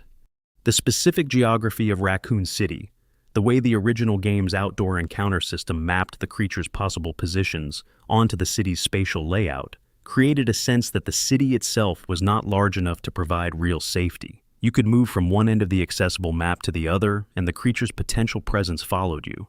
Not because it could teleport, because the city was the kind of size that something moving with purpose could cover with enough time. The scale that made it feel like a real city, substantial enough to feel like somewhere, detailed enough to feel specific, was precisely calibrated to also make it feel too small to escape something that was not going to stop moving. In the 2020 remake, the city was redesigned to feel larger and more detailed than the pre-rendered backgrounds of the original could accommodate. New areas, new visual details, an expanded sense of urban geography. And yet the fundamental relationship between the player's movement through the city and the Nemesis's movement through the city remained a central design concern. A larger city does not inherently produce more safety from something that will traverse it in pursuit. It may simply mean more ground to cover before the encounter you cannot avoid. What the Nemesis did to Raccoon City as a setting was change the nature of the space. In Resident Evil and Resident Evil 2, locations within the games existed as places to be explored, problems to be solved, paths to be found through the management of resources and the careful navigation of threats. The city in Resident Evil 3 could not be explored in the same way because a specific portion of the player's attention had to remain allocated to awareness of what was in the city with them. The exploration mode, that forward-looking, detail-examining attention of someone working through a space for its contents, was perpetually disrupted by the horizon-scanning, sound-attending alertness of someone who knows they are being followed. The Nemesis did not change the city's physical layout. It changed how you could inhabit the city psychologically. It forced a different relationship with the space, and that forced relationship is the most fundamental thing a truly effective horror antagonist can do. Not just be dangerous, but change the texture of the entire experience around it. Section 9. Cultural Legacy and the Weight of an Icon, Fact 104. The Nemesis's cultural impact extends significantly beyond the video game medium that produced it. Its design has influenced the visual language of creature horror in film, television, and comics, in ways that are difficult to fully quantify but easy to recognize when you know where to look. The specific combination of human silhouette, parasite distorted features, and industrial restraint garment has appeared in creature designs across multiple other franchises that arrived after 1999. The influence is rarely credited. It is simply visible. Fact 105. The Nemesis was one of the earliest examples in gaming of what designers would later call a stalker enemy, a category of game antagonists defined not by raw combat difficulty but by persistent presence, terrain crossing ability, and the psychological pressure of being tracked rather than simply encountered. Enemies in this category have become a defining feature of modern survival horror design. The Nemesis did not invent the concept, but it demonstrated what the concept could accomplish at scale, and the genre has been building on that demonstration ever since. Fact 106. The original Resident Evil 3 game's critical reception in 1999 was generally positive, with most reviews highlighting the Nemesis as the game's standout element, but noted its shorter length compared to Resident Evil 2 as a drawback. The game sold approximately 3.5 million copies across all platforms, a commercial success that positioned it as a significant franchise entry, despite being developed on a smaller budget than its predecessors. The Nemesis was largely responsible for that commercial performance. Players bought the game to encounter the creature they had heard about and seen in promotional materials. The monster was also the marketing. Fact 107. The phrase the creature repeats across the game has entered a particular kind of cultural shorthand that transcends its source material. It has become a way of describing a certain kind of relentless pursuit, a shorthand for an antagonist that will not stop and cannot be fully reasoned with. People who have never played Resident Evil 3 recognize the context in which it is typically invoked. That level of cultural saturation, recognition beyond the community that produced it, is one of the more precise measures of genuine iconic status. Fact 108. The 2020 remake's reception was more complicated than the originals, with a significant subset of fans and critics feeling that the reimagined Nemesis, while visually impressive and technically accomplished, had lost something essential from the original design. The specific loss most often identified was unpredictability. The original creature created anxiety through uncertainty. The remake's more scripted encounter structure created anxiety through spectacle, which is a different kind of anxiety. The debate around this distinction, between unpredictable dread and controlled spectacle, continued for years after the game's release, and has become one of the central ongoing discussions in the Resident Evil fan community. Fact 109.9. The Nemesis's influence on subsequent Resident Evil games is traceable through the specific design choice it pioneered, giving a major enemy the ability to follow the player across multiple areas rather than being contained to a single zone. Every subsequent Resident Evil game that features a stalker enemy, Lady Dimitrescu in Village, the Molded Form in 7, Jack Baker throughout the Baker Estate section, draws on the behavioral template established by the Nemesis in 1999. The creature changed how Capcom thought about encounter design for the entire series going forward. Fact 110. The relationship between the Nemesis and Jill Valentine as a narrative pairing has been analyzed extensively by fans and critics. Jill is not simply a person being chased. She is a survivor who has already defeated one monster that Umbrella considered undefeatable, who knows what these creatures are and where they come from, who does not permit herself to stop moving. The Nemesis, by contrast, has no context for what Jill is. It has a photograph and a directive. The asymmetry between them, her full awareness of the situation, its complete contextual blindness, creates a dynamic where the human is in some respects more capable of understanding the encounter than the super-intelligent killing machine that initiated it. Fact 111. Following the original game's release, the Nemesis became something of a mascot for the franchise's darker, more action-oriented period of the early 2000s. When Resident Evil 4 shifted the series toward greater emphasis on action gameplay over survival horror atmosphere, the Nemesis was retrospectively positioned as a kind of bridge figure, the moment when the series began incorporating more aggressive, faster-moving antagonists while still operating within the survival horror framework it had established. The creature stands at an inflection point in the franchise's evolution. Fact 112. The physical design of the Nemesis has been recreated in fan art, cosplay, tattooing, and sculptural work by enthusiasts across multiple decades and across every cultural region where Resident Evil has a fan base. The scale of fan creative work associated with the character is enormous, ranging from small personal tributes to museum-quality pieces that have been displayed in gaming and pop culture exhibitions internationally. The creature has generated more creative response from its audience than any other enemy character in the franchise, and potentially more than most franchise antagonists in gaming, full stop. Fact 113. The announcement of the 2020 remake generated substantial excitement, specifically because it meant a new generation of players would encounter the Nemesis for the first time. Longtime fans described watching first-time players' reactions during streams and in person with something approaching nostalgia, recognizing in those reactions the same specific quality of anxiety that the original had produced in them years earlier. The experience of that encounter, and the texture of the fear it produces, translated across the decades between the original and the remake, with enough fidelity to produce the same essential response. That consistency is either a testament to how well-designed the original concept was, or evidence that certain things simply do not go out of date. Fact 114. The Nemesis exists in a particular cultural space that few video game antagonists have occupied. It is both a recognized horror icon and a source of genuine affection among fans of the series. The creature that terrified an entire generation of players is also widely beloved, widely merchandised, and widely used as the subject of good-natured fan content. Horror and affection are not opposites. Sometimes the things that genuinely frighten people are the same things they develop the deepest relationship with.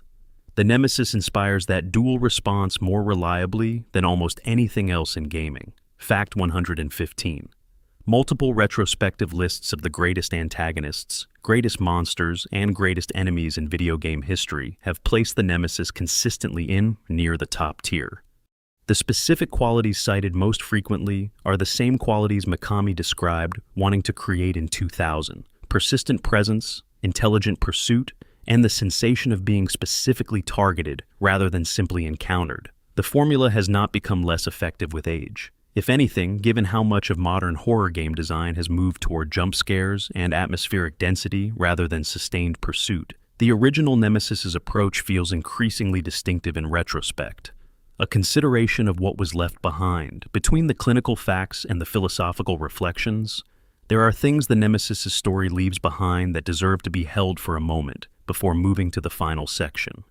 Not biological facts or design choices, but human consequences. The costs carried by the people the creature interacted with and the people it didn't. The costs distributed through a community and a city and a corporation's history in ways that a fact list cannot fully capture. Brad Vickers died outside the Raccoon City Police Department, having spent multiple days as the creature's first target. He had been infected before it found him there. He had been running and hiding and trying to survive in a city that was actively collapsing around him, doing what he could with the resources and the courage he had available, which were limited, which had always been limited, which had been a source of mockery from colleagues who were more capable than he was.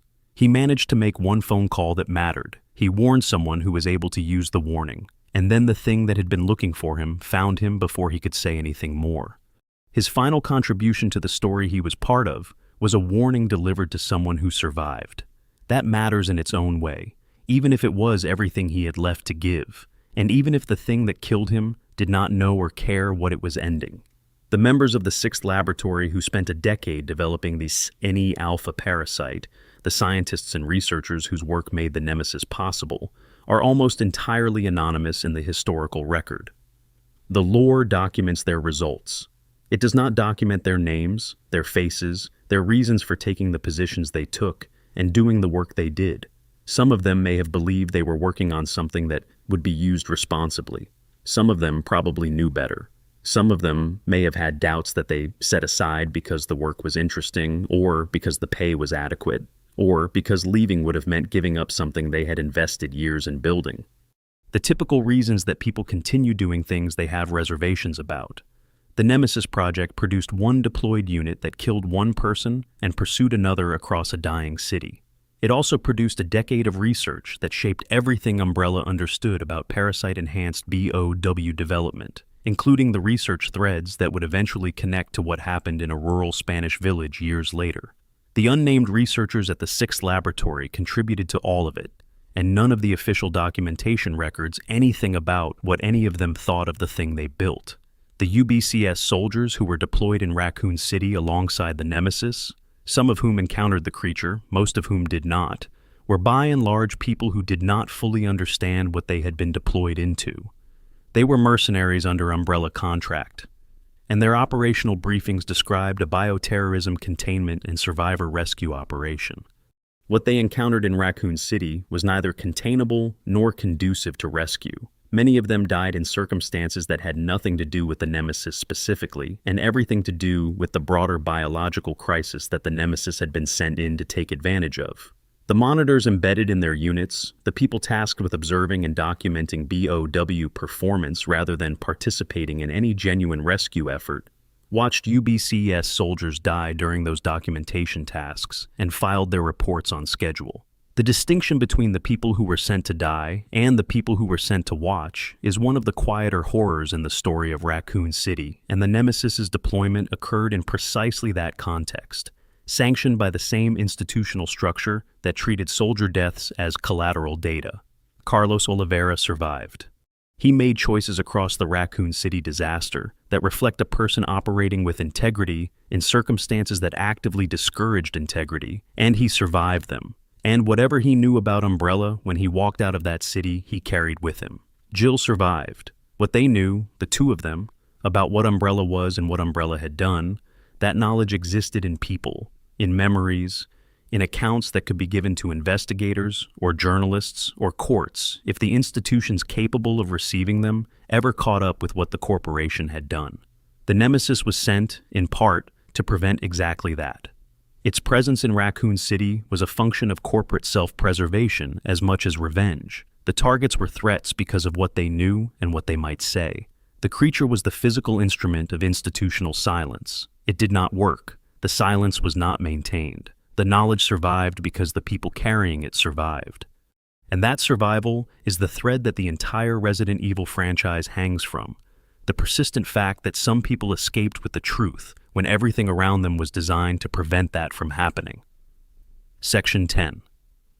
The darkest details, hidden lore, unsettling truths, and what lives in the margins. Fact 116. The NE-alpha parasite's growth after the Nemesis falls into the acid pool at the disposal facility, the process that produces the game's final form, is described in supplementary materials as the parasite consuming the remains of multiple other deceased T-103 units that were at the facility following a battle with U.S. military forces. The Nemesis's final form is not simply the parasite surviving and growing on its own. It is the parasite consuming its own kind. The creature at the end of the game is made, in part, from the bodies of creatures that were similar to what it originally inhabited. This detail is never highlighted in the game. You have to go looking for it. Fact 117. The photographs of stars and members that Umbrella provided the Nemesis before deployment represent a fascinating detail about the intelligence threshold of the NE-alpha parasite. The parasite can process, remember, and recognize photographic images of specific human faces, a cognitive task sophisticated enough to require genuine facial recognition capability, stored memory, and the ability to compare observed faces against memory records in real time. The creature hunting Jill through Raccoon City is not reacting to her smell or her movement. It is recognizing her face and knowing her name. It was given her face before it ever saw her. Fact 118. In the original game's lore, the Nemesis is only one of several Nemesis T-type units produced by the No. 6 laboratory. The designation T-02 implies at least a T-01 model preceded it, and production was sufficiently advanced that Umbrella was considering commercial viability before the Raccoon City disaster ended the program. This means that at some point, in some laboratory in Europe, there were multiple versions of the creature in various stages of production or testing. What happened to units other than T-02, whether they were destroyed with the facility, mothballed, lost in the chaos of Umbrella's collapse, is information that official materials have never provided. Fact 119.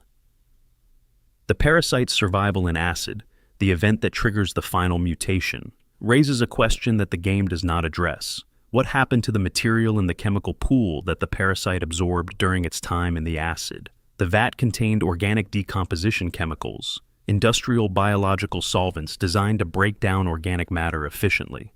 The parasite survived immersion in those chemicals and then grew larger using surrounding organic material as fuel. If the parasite's final form incorporates the absorbed chemicals into its biology, then the final creature Jill faces is partially composed of the same substance designed to destroy it. It became what tried to kill it. Fact 120. Nemesis's deployment in Raccoon City occurred during a period when the U.S. military was also operating in the city. Special Forces units had been sent in to investigate the Umbrella disposal facility and retrieve the G virus. Multiple T-103 Tyrant units were deployed to eliminate those military forces.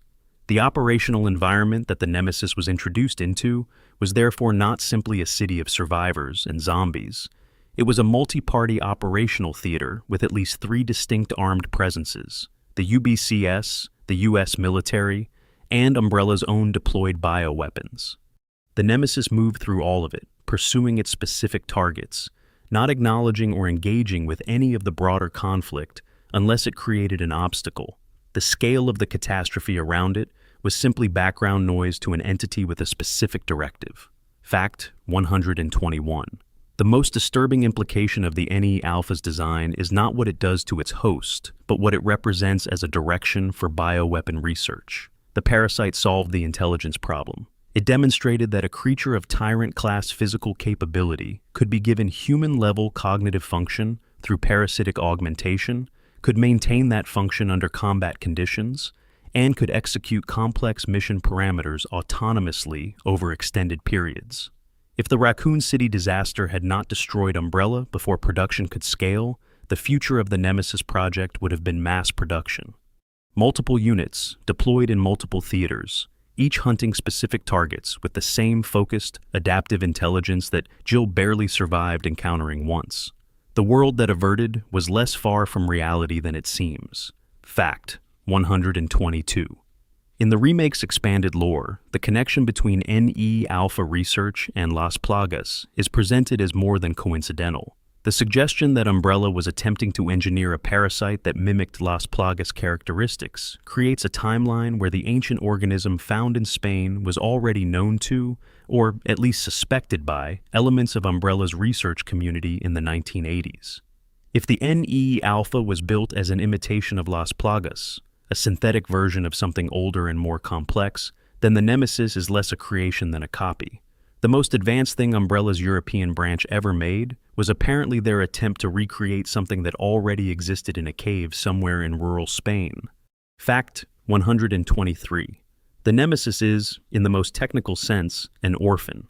Its original host, the T-103 clone from a human genetic template, has been so thoroughly overwritten by the NE Alpha's integration that the host's original identity, if it ever had one beyond its genetic blueprint, is irretrievable. The parasite that replaced the brain brought with it whatever the artificial organism is capable of experiencing. The biological framework it inhabits belonged to something that was never conscious, was never more than a manufactured body waiting for instructions. 2 non-human organisms, one parasitic and one manufactured, met inside a laboratory and produced something that pursues its target with an efficiency and a focus that human soldiers often fail to match. It never had a name other than what it was called on a mission briefing. It never needed one. Fact 124. The end of the Nemesis' story is not the end of the things it represents. The NE Alpha parasite technology was not fully destroyed with Umbrella. Research notes, design documents, biological samples, the institutional knowledge of how the parasite was constructed, existed in multiple locations across Umbrella's sprawling facility network. And Umbrella's collapse was too fast and too chaotic for systematic data destruction. The characters who survived Raccoon City knew that Umbrella's information did not simply disappear when the corporate entity ceased to function. The Nemesis project was concluded. The methodology was not. Fact 125. There is a detail that the lore never highlights directly, that sits in the margins of everything documented about the Nemesis. That becomes heavier the longer you hold it. The creature spent the final days of Raccoon City pursuing 2 people across a dying city. It absorbed weapons fire, explosive detonation, chemical immersion, and direct combat with a trained special operations soldier. It mutated, adapted, and continued. At no point did it express fear. At no point did it hesitate. At no point did it demonstrate anything that resembled a preference for its own continued existence over its mission. It did not have a preference. It had a directive. And that directive was never fully completed. Brad Vickers died. Jill Valentine survived. The Nemesis, by its own mission parameters, was only half successful in the deployment that Umbrella sent it into Raccoon City to complete. It killed the easier target, the already infected, already deteriorating, running for days man who had been on the run since before the outbreak had fully developed. It could not kill the harder target, the trained fighter, the person who understood what was hunting her and used that understanding, the person who kept finding ways through situations that should not have had a way through them. The Nemesis pursued Jill Valentine across multiple days, across the full extent of the accessible city, through all three of its biological forms, through acid immersion and explosive damage and sustained gunfire, and she survived it. Not because she got lucky, not because the creature made errors. The NE Alpha's intelligence, as documented, produced consistent and sophisticated tactical behavior throughout. She survived because she was harder to catch and harder to kill than the creature's mission briefing accounted for. She was not the average target. She was Jill Valentine, a person who had already survived one encounter with Umbrella's most advanced killing machine before the Nemesis ever arrived in Raccoon City. She had walked out of the Spencer mansion alive. She walked out of Raccoon City alive. The Nemesis's failure is the quiet horror at the center of its story. The most sophisticated weapon Umbrella Europe ever produced, the culmination of a 10-year research program, the creature that exceeded every performance specification in its deployment review, the entity that demonstrated proof of concept for an entirely new category of bioweapon, did not complete its mission. Half success, half failure, and the half that failed was the half that mattered most. Because the person it was sent to silence is the person who carried the truth out of that city and into a world where someone might eventually be willing to listen.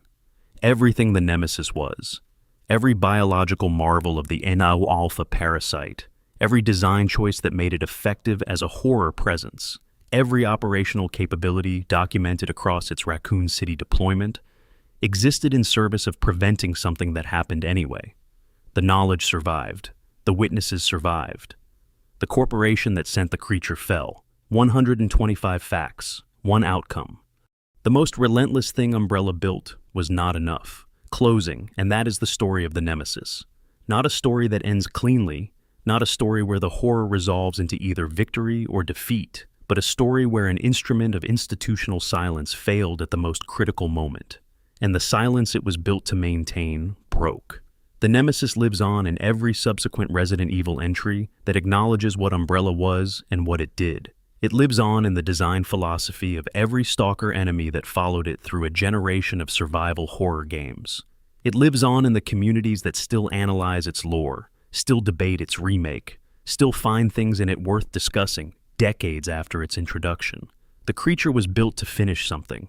It didn't, whatever it was, and the question of what it was experiencing in those streets remains beautifully, disturbingly open.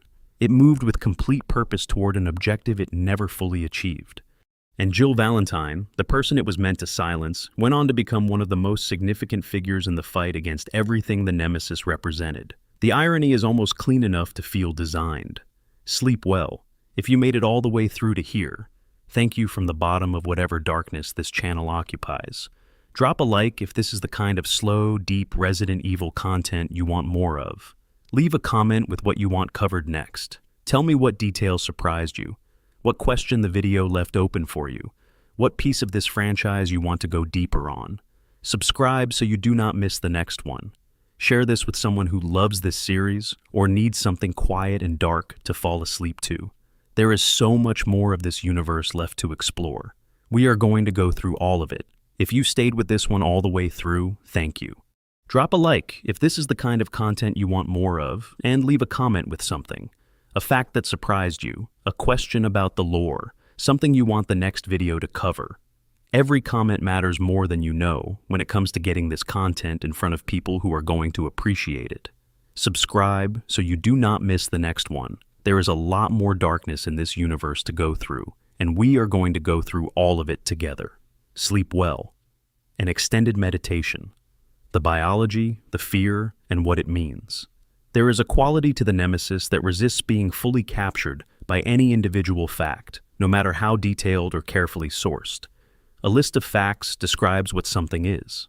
It does not describe what encountering it feels like, what it does to the specific texture of an experience, why a monster designed and built in 1998 by a team of game developers at a company in Osaka managed to lodge itself into the cultural memory of an entire generation and stay there across decades without fading. To understand that requires looking not just at the individual components, but at how those components combine into something whose sum is considerably greater than its parts.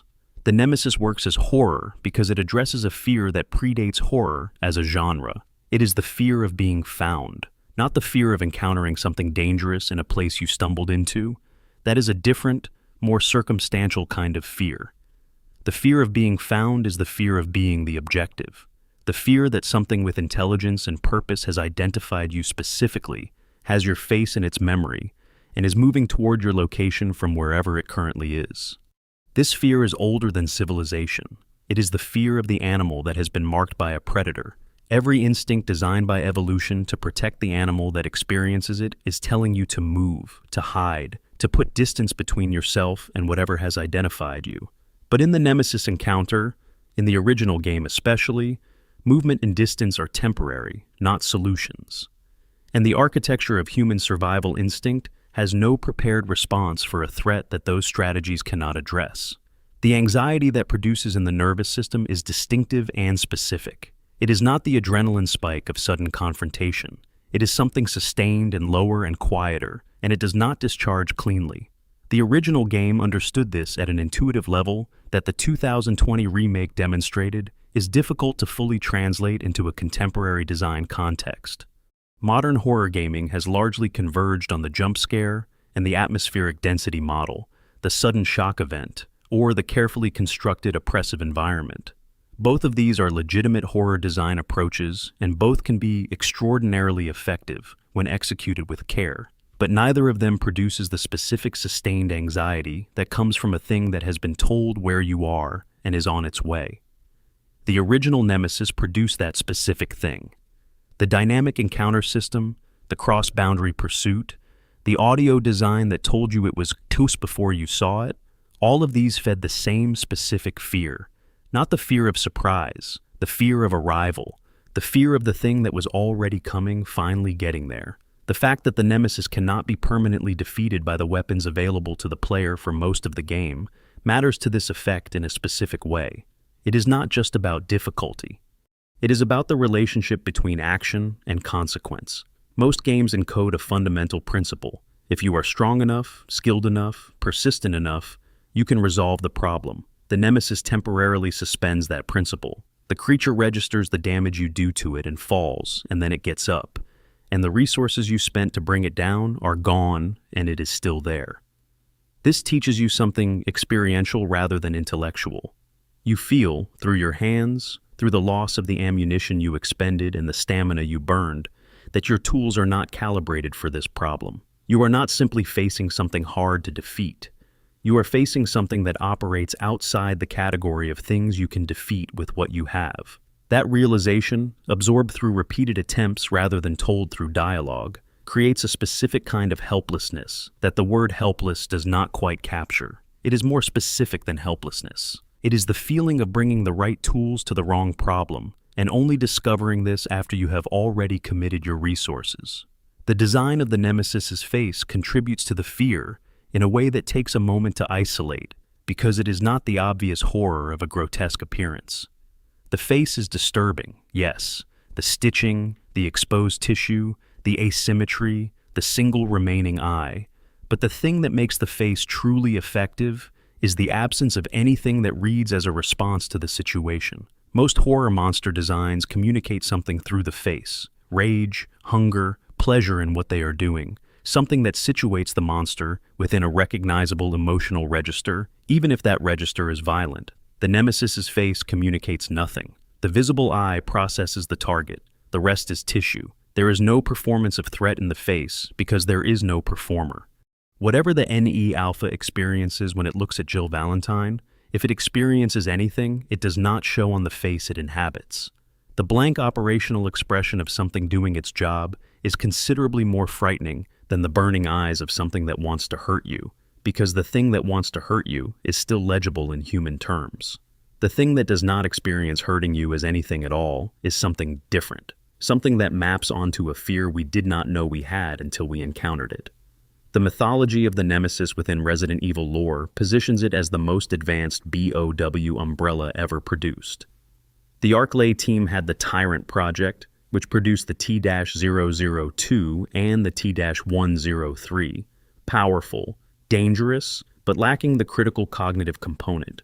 The sixth laboratory had the Nemesis project, which took the T-103 and gave it something the Tyrant project could never achieve through the virus alone. If Raccoon City had not ended Umbrella as a corporate entity, the next generation of Nemesis units would have been the primary military product. Not the T-103, not any of the various hunter models or specialized weapons. The Nemesis. Multiple units, refined from the T-02 template, perhaps with more humanoid features to facilitate covert deployment, each carrying the Alpha Parasite's intelligence and the T-103's physical capacity, each given a target list and a deployment area and left to work. The question of what Umbrella's history looks like if that future happens, if the Raccoon City disaster does not occur when it does, if the corporation survives into the early 2000s with a commercially viable Nemesis product, is not one the games explore, because the games are set in the world where it did not happen. But the shape of it is visible from the evidence the games provide. It is not a comfortable shape. The Nemesis arrived in gaming culture at a specific moment, the turn of the millennium, the late PlayStation era, a period when survival horror was at the height of its cultural visibility, and when the question of what games could do to an audience that film and literature could not was being genuinely explored by developers willing to take risks on answers. The answer the Nemesis provided was this: games can make you feel hunted across an extended period in a way that no passive medium can replicate, because the hunting is interactive. You are not watching someone be pursued. You are the person being pursued. Your decisions are the decisions that keep you in the game. Your mistakes are the mistakes that bring the thing to where you are. When the Nemesis appears on screen and the word comes through the walls, what you feel is not vicariously produced through identification with a character. It is direct. It is yours. The fear belongs to you in a way that horror media, where you observe rather than participate, cannot fully achieve. That is what games can do. The Nemesis showed one version of what that looks like when it is done with intention and craft and care. 25 years on, the conversation about the Nemesis has not resolved into a simple historical verdict. It is still active. The remake generated as much discussion as the original did, for different reasons. The Dead by Daylight appearances continue to introduce the creature to audiences who were not born when the original shipped. The lore threads, the NE Alpha's connection to Las Plagas, the unknown fate of T-01, the biological implications of the final mutation, continue to be explored by a community that has spent decades with this material and still finds things in it worth examining. A thing that continues to generate thought and feeling and creative response 25 years after its introduction has not aged. It has persisted. There is a meaningful difference between those two things. The question of the NE Alpha's inner life, whether the parasite is conscious, whether the Nemesis experiences anything, is the question the creature raises by being what it is, and that everything around it declines to answer. The parasite was engineered. It is artificial. It was built by scientists who were trying to solve a practical problem and who documented their work in clinical language that says nothing about what the finished product might or might not experience. The intelligence it provides is documented. Intelligence does not require consciousness. A sufficiently complex mechanical system can appear to think without there being anything it is like to be that system thinking. The Nemesis may be the most sophisticated thing Umbrella ever built, and it may be experiencing every second of Raccoon City exactly the way it appears to be experiencing it, as a series of operational variables to be processed toward a predetermined outcome. There may be nothing it is like to be the Nemesis, and that possibility, that all of the persistence, all of the adaptation, all of the purposeful motion through a dying city was executed by something that was not experiencing any of it, is in certain moods more disturbing than any alternative. The last thing worth saying, at the end of 125 facts about the thing that chased Jill Valentine through a city in September 1998, is the thing that all of those facts point toward without arriving at on their own. The Nemesis was built to end something. It was sent to finish off the people who had seen too much, who knew too much, who represented the evidence that what Umbrella was doing in those laboratories was real and documentable and dangerous. It was sent to make sure those people could not become the witnesses that would bring the corporation down. It failed. One of the two people it was sent to eliminate survived it, carried the knowledge out. The corporation fell anyway, for reasons that included but were not limited to what the survivors knew and were willing to tell. The most sophisticated weapon Umbrella ever deployed, at the moment of its greatest operational opportunity, did not complete its objective. Jill Valentine walked out of Raccoon City alive. The Nemesis is why that matters, because the thing that could have stopped her did not. And everything that came after, every subsequent Resident Evil story, every action taken against Umbrella's legacy, every bioweapon crisis that was addressed rather than allowed to proceed unchecked, exists in a timeline where a woman running through a burning city was harder to catch than the most advanced biological weapon on Earth expected her to be. 120 facts. One outcome. The most relentless thing Umbrella built was not enough. Sleep well. If you made it all the way here, thank you. Genuinely. Drop a like if this is the kind of deep, slow exploration of Resident Evil lore that you want more of. Leave a comment with what you want to cover next, or just tell me your thoughts. Every single comment is read. Every subscription is noticed. Share this with someone who loves this series, or who could use something quiet and dark to fall asleep to. Subscribe, because this rabbit hole goes much deeper, and we are just getting started. Additional depth. The architecture of dread. There is a question worth spending time on that gets asked a lot in discussions of the Nemesis, and that the game never answers directly, and that I think deserves more than the dismissive response it sometimes receives. The question is, why is it scary now? Not in 1999, when the hardware was new and the concept was fresh and the survival horror genre was still staking out its territory in the cultural landscape of gaming. Now, in a world where players have seen everything the genre has produced in the 25 years since, where the stalker enemy is a familiar mechanic, where the vocabulary of persistent pursuit has been deployed in dozens of games and refined and iterated upon until its edges are well understood. The answer is not nostalgia, though nostalgia is present in most people's relationship to this game and should not be dismissed. Nostalgia creates warmth, not dread. The Nemesis, when experienced without the buffer of previous familiarity, produces something colder and more specific than warmth. The answer has to do with the specific quality of what the ENE Alpha design communicates at the experiential level, independent of when it was made or how many similar things have followed it. You can understand the mechanic completely. You can know that the Nemesis follows you through doors. You can know the specific sound cues that signal its proximity. You can have internalized the encounter trigger conditions to the degree that speedrunners have mapped them, and the creature still produces the thing it was designed to produce, which is the sustained embodied awareness of being located by something that will not accept any definition of located that falls short of concluded. This persistence of effect, despite full intellectual comprehension of the mechanism, is what separates good horror design from bad horror design. Bad horror design requires the audience's ignorance to function. The surprise is the mechanism.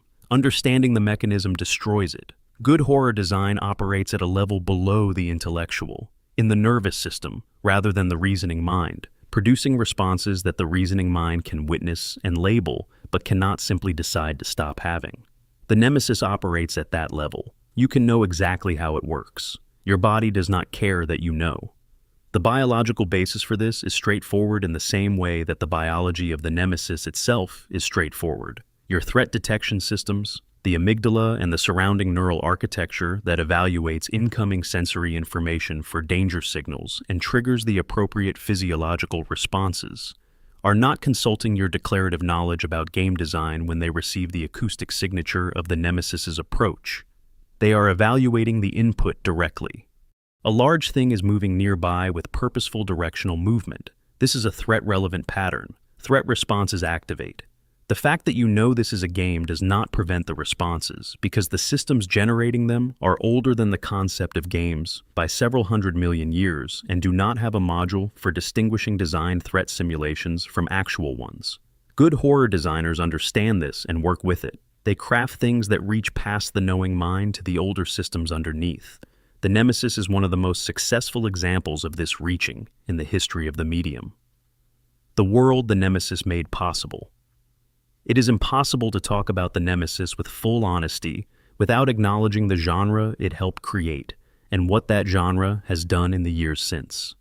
The persistent pursuer enemy that the Nemesis defined has become one of the foundational mechanics of survival horror, and the games that built on that foundation have pushed into territory that the original Resident Evil 3 only pointed toward: Alien. Isolation in 2014 took the concept further than any game had managed before it, creating a pursuer of such behavioral complexity and operational unpredictability that the experience of playing it became something close to clinical anxiety for many players. The alien that hunts you through Sevastopol Station is, in behavioral terms, the Nemesis evolved across 15 years of design thinking. It has all of the properties the Nemesis pioneered and adds to them a genuine learning capability. An AI that responds to the player's specific behaviors and adjusts to counter them, that studies you in the way the Nemesis could only pretend to study you. The alien does not simply follow you through doors. It learns which doors you use most and begins checking those doors first. The Outlast series took the concept in a different direction, removing combat capability from the player entirely and making the pursuit a purely evasive experience, where the Nemesis allowed you the satisfaction of temporarily taking the creature down with enough firepower. The antagonists of Outlast cannot be fought at all. You can only run and hide and endure. This strips away the residual sense of agency that the Nemesis encounters preserved, the feeling that your skill and resources could, at least temporarily, change the situation. In the Outlast model, nothing you do changes the situation in any lasting way. You simply survive each encounter or you do not. The backrooms phenomenon, which emerged from internet culture in the late 2000s and early 2020s, is in many ways a descendant of the experiential space the Nemesis created, even though it has no direct connection to the game. The concept of being pursued through an incomprehensibly large labyrinth by something whose nature is unclear and whose intent is hostile, something that cannot be fought or reasoned with, only evaded, is the Nemesis concept distilled into a purely environmental anxiety. The creature has been removed, the pursuit remains, the architecture itself is the threat. This is what happens when a design concept becomes culturally available enough to be internalized and reproduced without reference to its origin. Resident Evil Village, released in 2021, attempted its own version of the persistent pursuer with Lady Dimitrescu during the castle section. The critical reception of that section, both the acclaim for its initial impact and the criticism of its abbreviated duration, reveals something important about what the Nemesis established as the expectation for this type of encounter. Players wanted the pursuit to last longer. Players wanted the pursuer to be present in more areas. Players wanted the specific sustained anxiety of knowing the thing was always potentially just around the corner, not just a few spectacular scenes and then a boss fight. The expectation that Dimitrescu created and then did not fully satisfy was an expectation that the Nemesis had trained players to have. The standard Resident Evil 3 set for this type of encounter was high enough that its successors within the same franchise struggled to meet it. The lesson is not that the Nemesis is better than these things. It is that it was first, and that being first with something genuinely new means that everything that follows you is being measured against what you did, whether they intended or not. What Umbrella sold and what it cost. One thing that the Nemesis' story makes unavoidable, if you follow it to its institutional conclusion, is a kind of accounting. Not a moral accounting in the abstract. The horror genre is not primarily interested in moral accounting, and the Resident Evil franchise specifically has always been more interested in the mechanics of institutional corruption than in straightforward judgments about it, but a practical one. What did the Nemesis cost, measured in every relevant currency? In resources, 20 years of research at a specialized facility, employing dozens of scientists at the highest levels of their respective fields. Decades of test subjects, the biological material of the T-103 production line, representing its own substantial research investment. The operational budget for the Raccoon City deployment, including the ENE Alpha integration procedure itself, the logistical support, the intelligence gathering on the targets, the custom weapons and equipment. The cost, expressed in purely financial terms, was extraordinary. Umbrella spent more money on the Nemesis than most bioweapon programs ever receive in total, across their entire operational histories. In lives, every person who died in proximity to the creature's deployment, the UBCS soldiers who encountered it, the civilians who were in the wrong place, Brad Vickers, the indirect cost, the The people whose deaths during the Raccoon City outbreak were enabled or accelerated by the chaos the Nemesis contributed to maintaining extends the accounting further than any single document could hold. In information, the demonstration of the Nemesis's capabilities in Raccoon City, which was partly designed as a client showcase, was observed by people who were not intended observers. Chris Redfield, Carlos Oliveira. Elements of the U.S. government's intelligence community that had begun tracking Umbrella before Raccoon City and whose attention was sharpened rather than deflected by the events there. The deployment that was supposed to suppress information produced, paradoxically, additional information in the hands of additional people.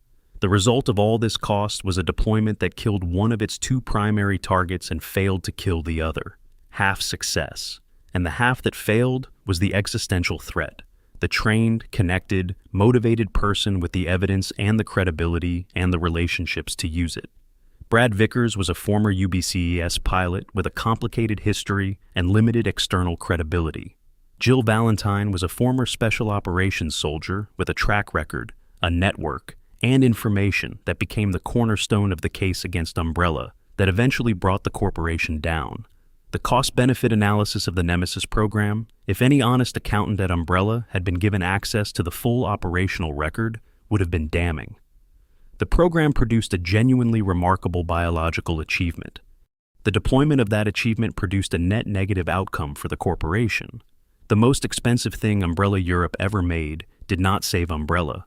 There is a lesson in this about the relationship between capability and outcome that applies beyond fictional corporations and biological weapons. The most sophisticated instrument available is not always the right instrument for the problem. And the problem Umbrella had in Raccoon City was not primarily a biological one. It was an information problem, a credibility problem, a problem of institutional overextension and governance failure, and the predictable collapse of a structure built entirely on secrecy and coercion. No bioweapon addresses any of those problems. A creature that pursues people and kills them cannot contain information once it has already spread to enough minds in enough places. The Nemesis was the wrong tool for the situation Umbrella found itself in by September 1998. The people running the program may have understood this. They deployed it anyway because it was what they had. The persistence of the design. Some things last because they are reproduced. They survive in copies, in citations, in the work of subsequent creators who reference them.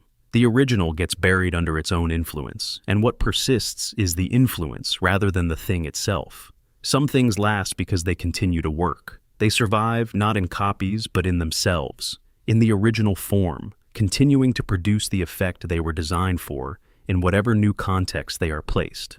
These things do not need to be replicated to remain relevant. They remain relevant by remaining themselves. The Nemesis belongs to the second category. This is the harder thing to achieve and the more meaningful thing to be. The stalker enemy mechanic has been replicated hundreds of times in hundreds of games across 25 years. The Nemesis's specific contribution to the mechanic, its specific implementation and specific experiential qualities, has not been replicated in the sense that the copy produces the same thing. It is referenced. It is acknowledged. It is cited as the originating example. But the experience of playing the original, or the remake, is distinct from the experience of playing its descendants. The original does not feel like a historical artifact of a once fresh idea. It feels like a thing that still works. The reason this is worth noting carefully is that it is not the common outcome. Most things that are first are superseded. The first example of a type is usually a rough sketch of the fully realized version that comes later.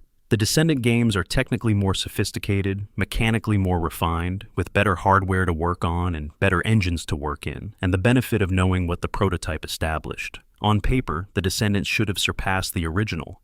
In the specific register of what the Nemesis was built to produce, most of them have not.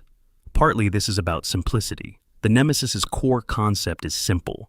Simple concepts are harder to surpass than complex ones, because complexity has more failure modes, more ways for a successor to go wrong in the process of adding to what the predecessor established.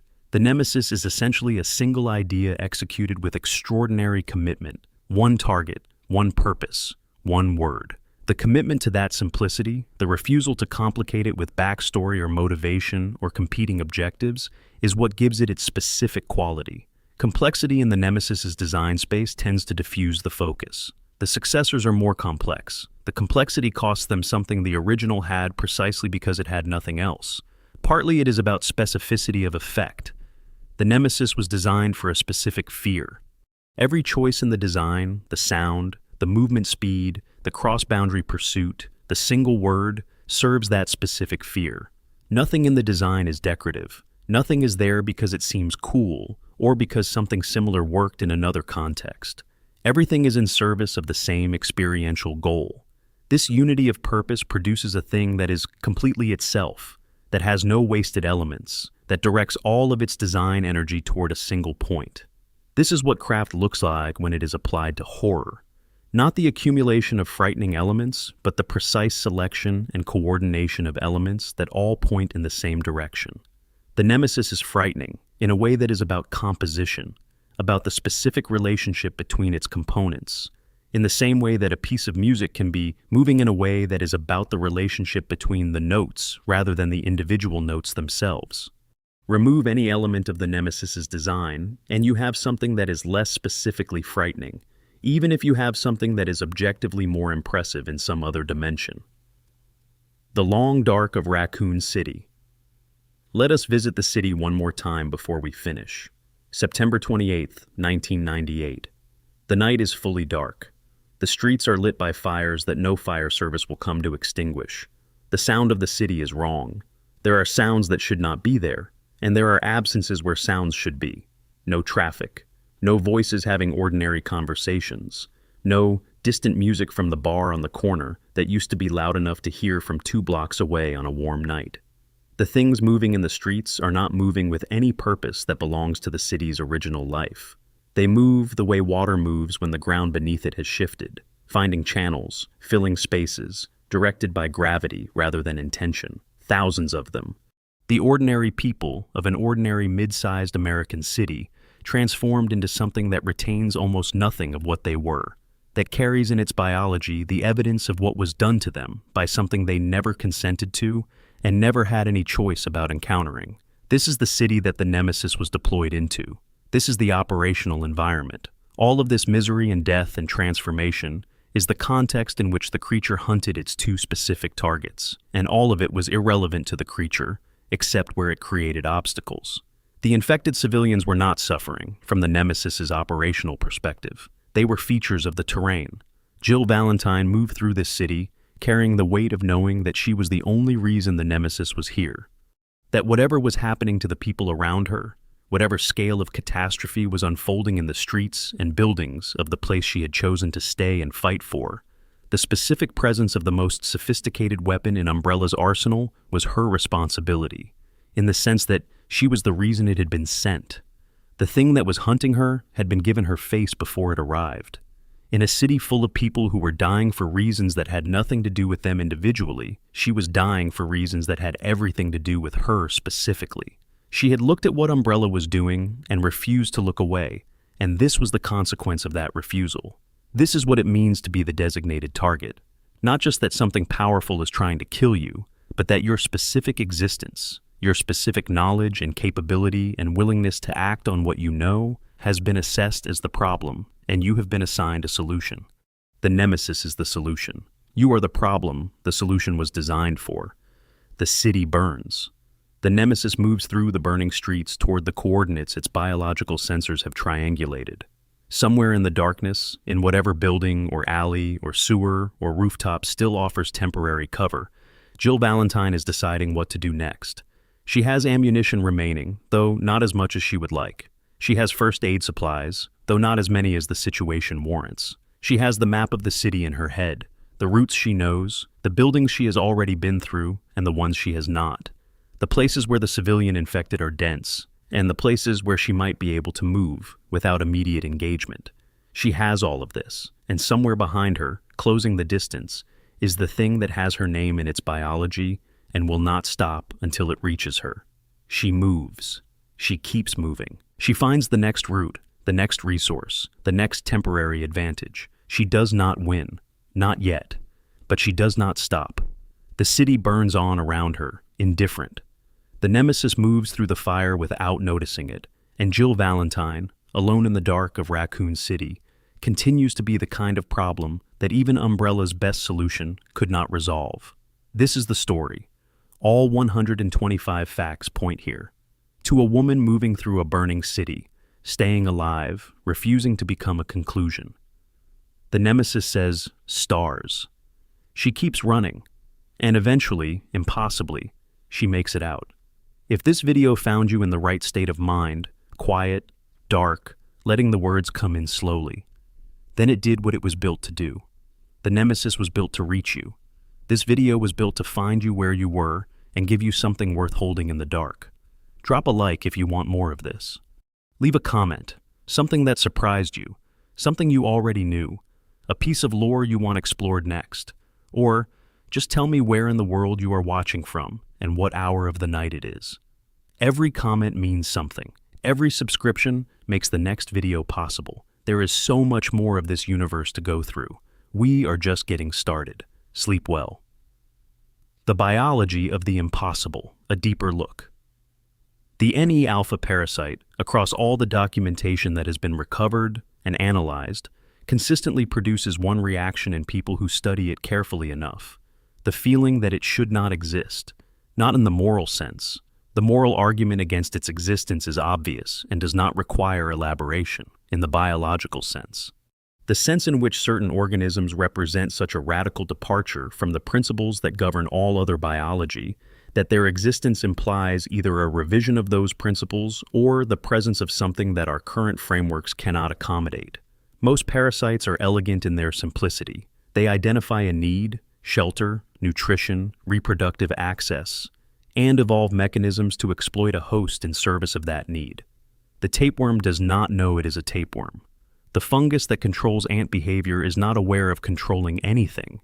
The relationship between parasite and host, in the vast majority of documented cases, is a relationship between a relatively simple organism exploiting a relatively complex one, and the exploitation is entirely mechanical, governed by chemistry and evolution, rather than anything resembling intention. NE-alpha inverts this. The parasite is more neurologically complex than the host. The relationship is not simple organism exploiting complex host.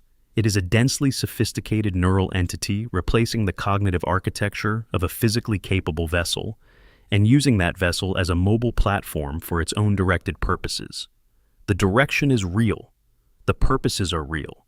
The processing that connects incoming sensory data to outgoing motor commands in the service of those purposes is, in the most technical sense of the word, intelligent.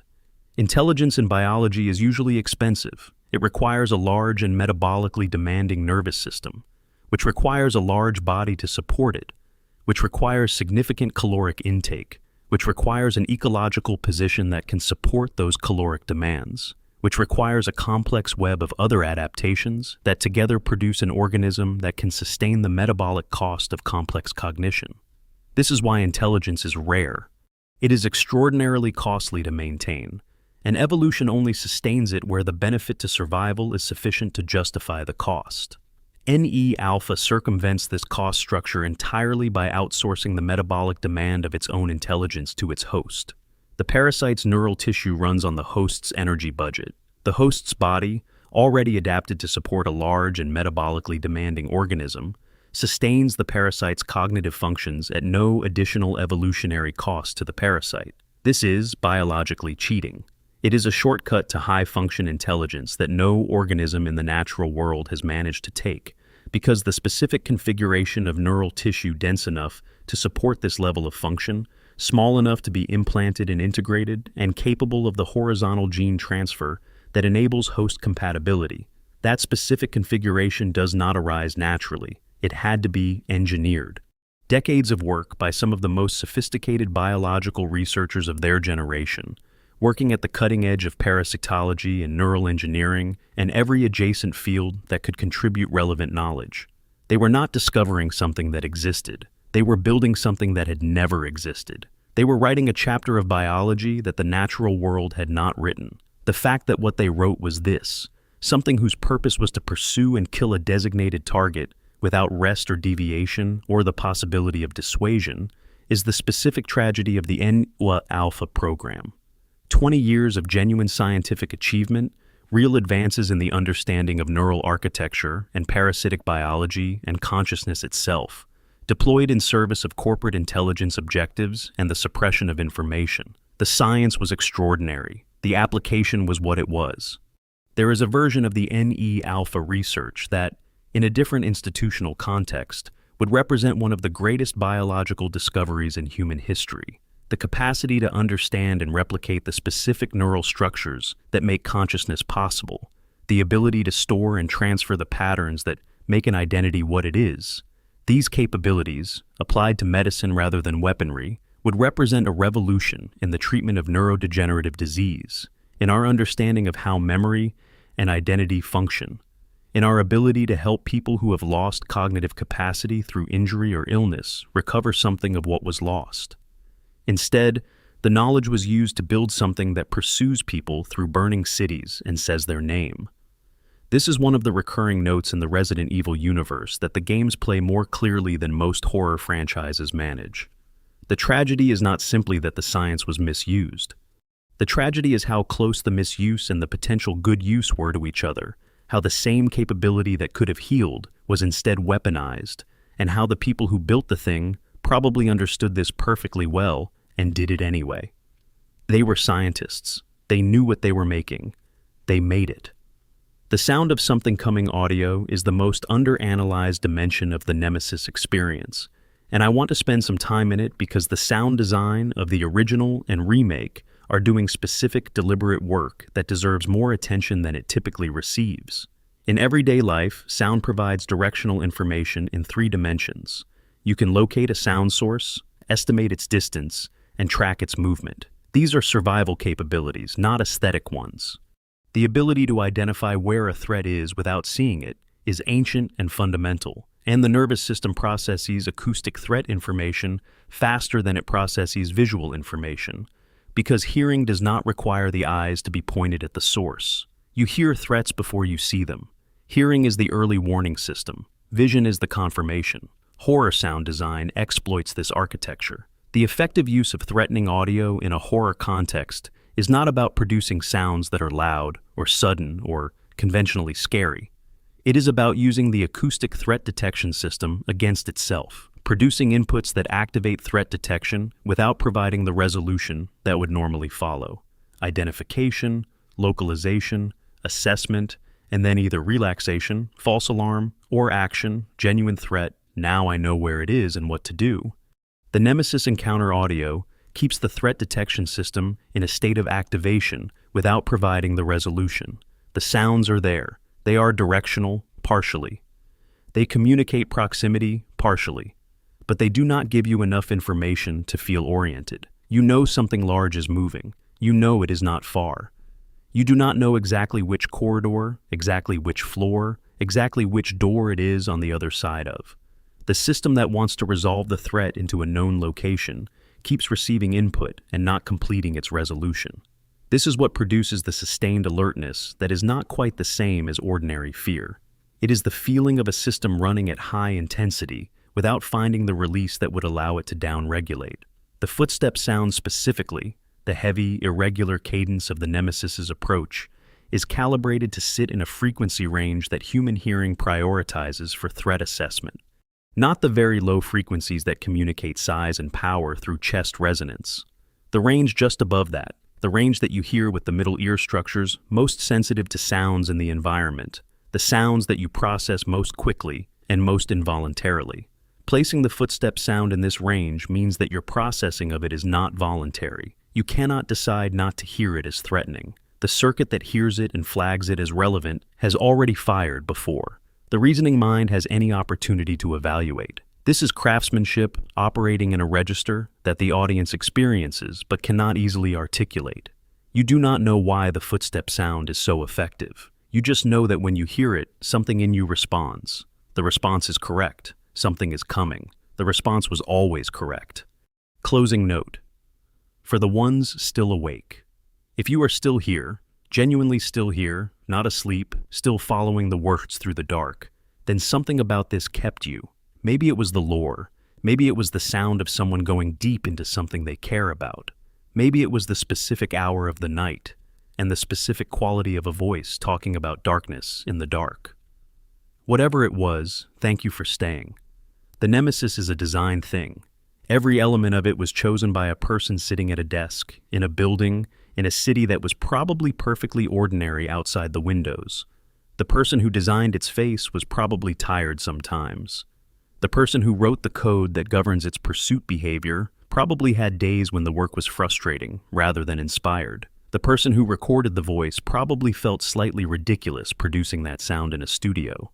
All of the ordinary human work of craft and labor, all of the completely mundane effort that goes into making anything, went into making this creature that 25 years later is still producing the thing it was built to produce in the nervous systems of people who lie in the dark and let the words about it find them.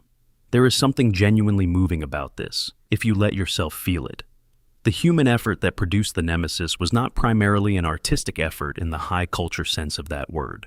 It was the practical, professional effort of people doing their jobs in the entertainment industry, trying to make something good, trying to meet a deadline, working within budgets and hardware constraints and production timelines.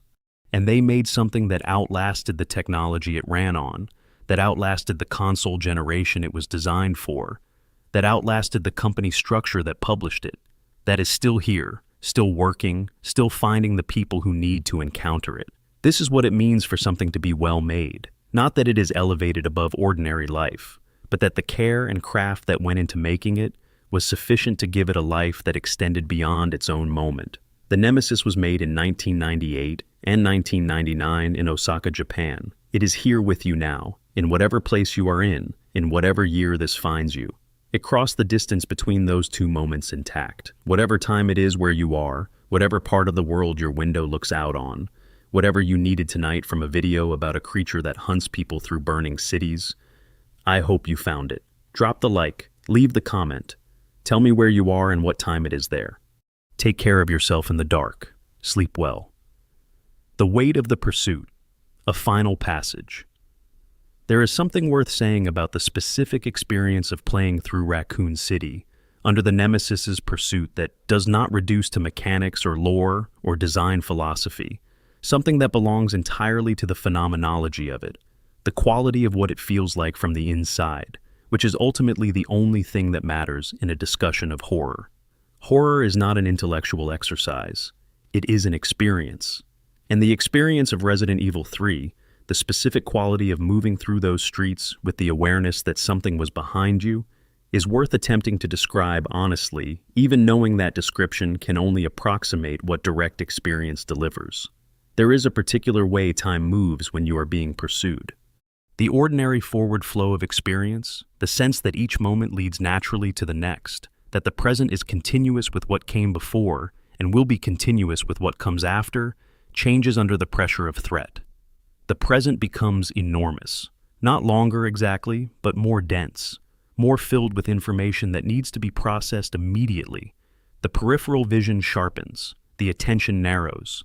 The parts of the mind that ordinarily maintain the background narrative of experience, the part that is thinking about what you will do later, what happened earlier, where this fits in the larger story of the day, go quiet. There is only now. Only the room you are in and the sounds outside the door and the inventory in your hands and the next door and the door after that, and how many steps it takes to reach the stairs and what might be at the top of the stairs. Resident Evil 3 produced this state in players who were playing a video game from the safety of their own home. The threat was not real. The nervous system did not know that. The nervous system processed the inputs and produced the appropriate physiological response, and time became dense, and the present became enormous, and the peripheral vision tightened, even though the peripheral vision was seeing a television screen in a bedroom. This is what horror can do when it is built right. It reaches past the part of you that knows you are safe into the part of you that makes no distinction between simulated threat and real threat, because that part evolved millions of years before anyone made a video game and has no idea what a video game is. It is only doing its job. The threat is real as far as it is concerned. The Nemesis is real as far as it is concerned. Its job is to keep you alive, and it takes that job seriously. You put down the controller, you breathe. The system slowly downregulates. The time density eases, and the moments stop being so full, and the present stops being so heavy. But for a while, for the duration of the pursuit, you were in it. You were in the city. The thing was coming. Every resource decision felt real because the consequence of wrong decisions felt real. And the consequence of wrong decisions was something that knew your name catching up to you. This is the gift that good horror gives. Not the jump scare, which gives you a spike and a release and a laugh afterward. Not the atmospheric dread that settles over an experience and colors it, but remains at the level of mood rather than immediacy. The gift that the Nemesis specifically gives is presence. Total, involuntary, sustained presence in the moment of the pursuit. Not thinking about what to do later or what happened before. Just this door and that sound and the next room and how much ammunition and where is the exit. You were fully there, however briefly. You were fully there, in a burning city, with something coming. And then it was over, and you were back in the room, and you were safe. And somewhere in the body's slow return to baseline, in the system's gradual de-escalation from the state you had been held in, there was a release that had the quality of gratitude. Gratitude for the ordinary, still room. Gratitude for the silence. Gratitude for the absence of the footstep sound, and the particular acoustic signature of the thing that had been coming. This is the Nemesis's final gift, not the fear, the relief on the other side of the fear, the specific quality of ordinary safety that you can only feel fully after something has briefly taken it away. The designers who built this knew what they were building. They understood that horror, at its most effective, is not primarily about suffering. It is about the specific texture of safety that only becomes fully visible from the other side of its absence. The Nemesis took your sense of safety away for a while, and in taking it away, it showed you what it was worth. Sleep well, you made it through. The streets of Raccoon City are a long way away, and the thing that was coming for you is quiet now, and the room you are in is safe. Whatever you needed to hear tonight, I hope you found it somewhere in here. This has been 125 disturbing facts about the Nemesis for just a wild zombie. If it kept you company through the dark, leave a like, drop a comment, subscribe. Tell me what you want to go deep on next. There is so much more of this world to explore. Until then, a note on the nature of monsters. Before this closes completely, there is one more thing worth sitting with. We talk about monsters as though they are a category separate from everything else, as though the word itself explains something. The Nemesis is a monster. The infected civilians filling the streets of Raccoon City are monsters. The creatures that came out of Umbrella's various laboratories across the history of the series are monsters. We use the word, and we feel like we have said something. But the Nemesis began as a scientific project. It began as a problem statement and a research brief and a budget allocation and a team of scientists. It began as meetings and memos and peer review and the ordinary institutional machinery through which organizations attempt to solve problems. At no point in the documented history of the Sinaleni Alpha program did anyone sit down to design a monster. They sat down to design a more capable bioweapon. The monster was an outcome, not an intent. This matters because the word monster lets the machinery off the hook. The machinery is the institution. The machinery is the resource allocation and the research agenda and the client relationships and the performance reviews and the careful decisions made by people who understood exactly what they were doing and judged it acceptable. The machinery is the chain of ordinary institutional decision-making that produced at its end something that the word monster is designed to place outside ordinary experience. The Nemesis is not outside ordinary experience. It is at the end of a chain of decisions that began inside ordinary experience. Inside boardrooms and laboratories and procurement processes and intelligence assessments. It is the fully developed conclusion of a sequence of steps that each, individually, appeared reasonable to the people taking them. This is the genuine horror that the Resident Evil franchise has always been most interested in, when it is at its best. Not the monsters themselves, the process that made the monsters. The ordinary human machinery of ambition and resource and research and commercial interest that runs quietly in the background of every crisis, that produces the outcomes we encounter that cannot be blamed on a single villain because it is not a single villain's project, but a collective one, distributed across dozens of decisions and hundreds of people over years and decades. The The Nemesis is the end product of that process. What it represents is not the exception to normal institutional behavior. It is the expression of it. We live in a world with institutions in it. The institutions make decisions. The decisions produce outcomes. The outcomes are sometimes things that have your name in their biology and know where you are and are currently closing the distance. This is not fiction. The specifics are fiction. The structure is not. Understanding the structure is the beginning of being harder to catch. The distinction between the thing and the system that built the thing is the most important intellectual tool available to anyone trying to make sense of how bad outcomes accumulate in complex organizations. The Nemesis is a useful object precisely because it makes this distinction visible in a way that is emotionally engaging rather than abstractly argumentative. It is hard to feel horror about institutional governance failures. It is easy to feel horror about something that is pursuing you through a burning city. The franchise translates one into the other, making the abstract concrete, making the systemic personal. This is what the best horror does. It takes something true about the world, something that is actually frightening if you look at it directly, something that the ordinary mechanisms of psychological self-protection would rather not look at too directly, and it gives it a shape you can face, a shape with a name, a shape with a sound you can recognize, a shape that can be survived in the fiction by someone who is willing to understand it well enough to keep moving. The shape, tonight, was 7 feet tall and stitched together and moving through streets that no longer held anyone who was going to stop it. You have understood it a little better than you did before. That is all any of this was ever trying to do.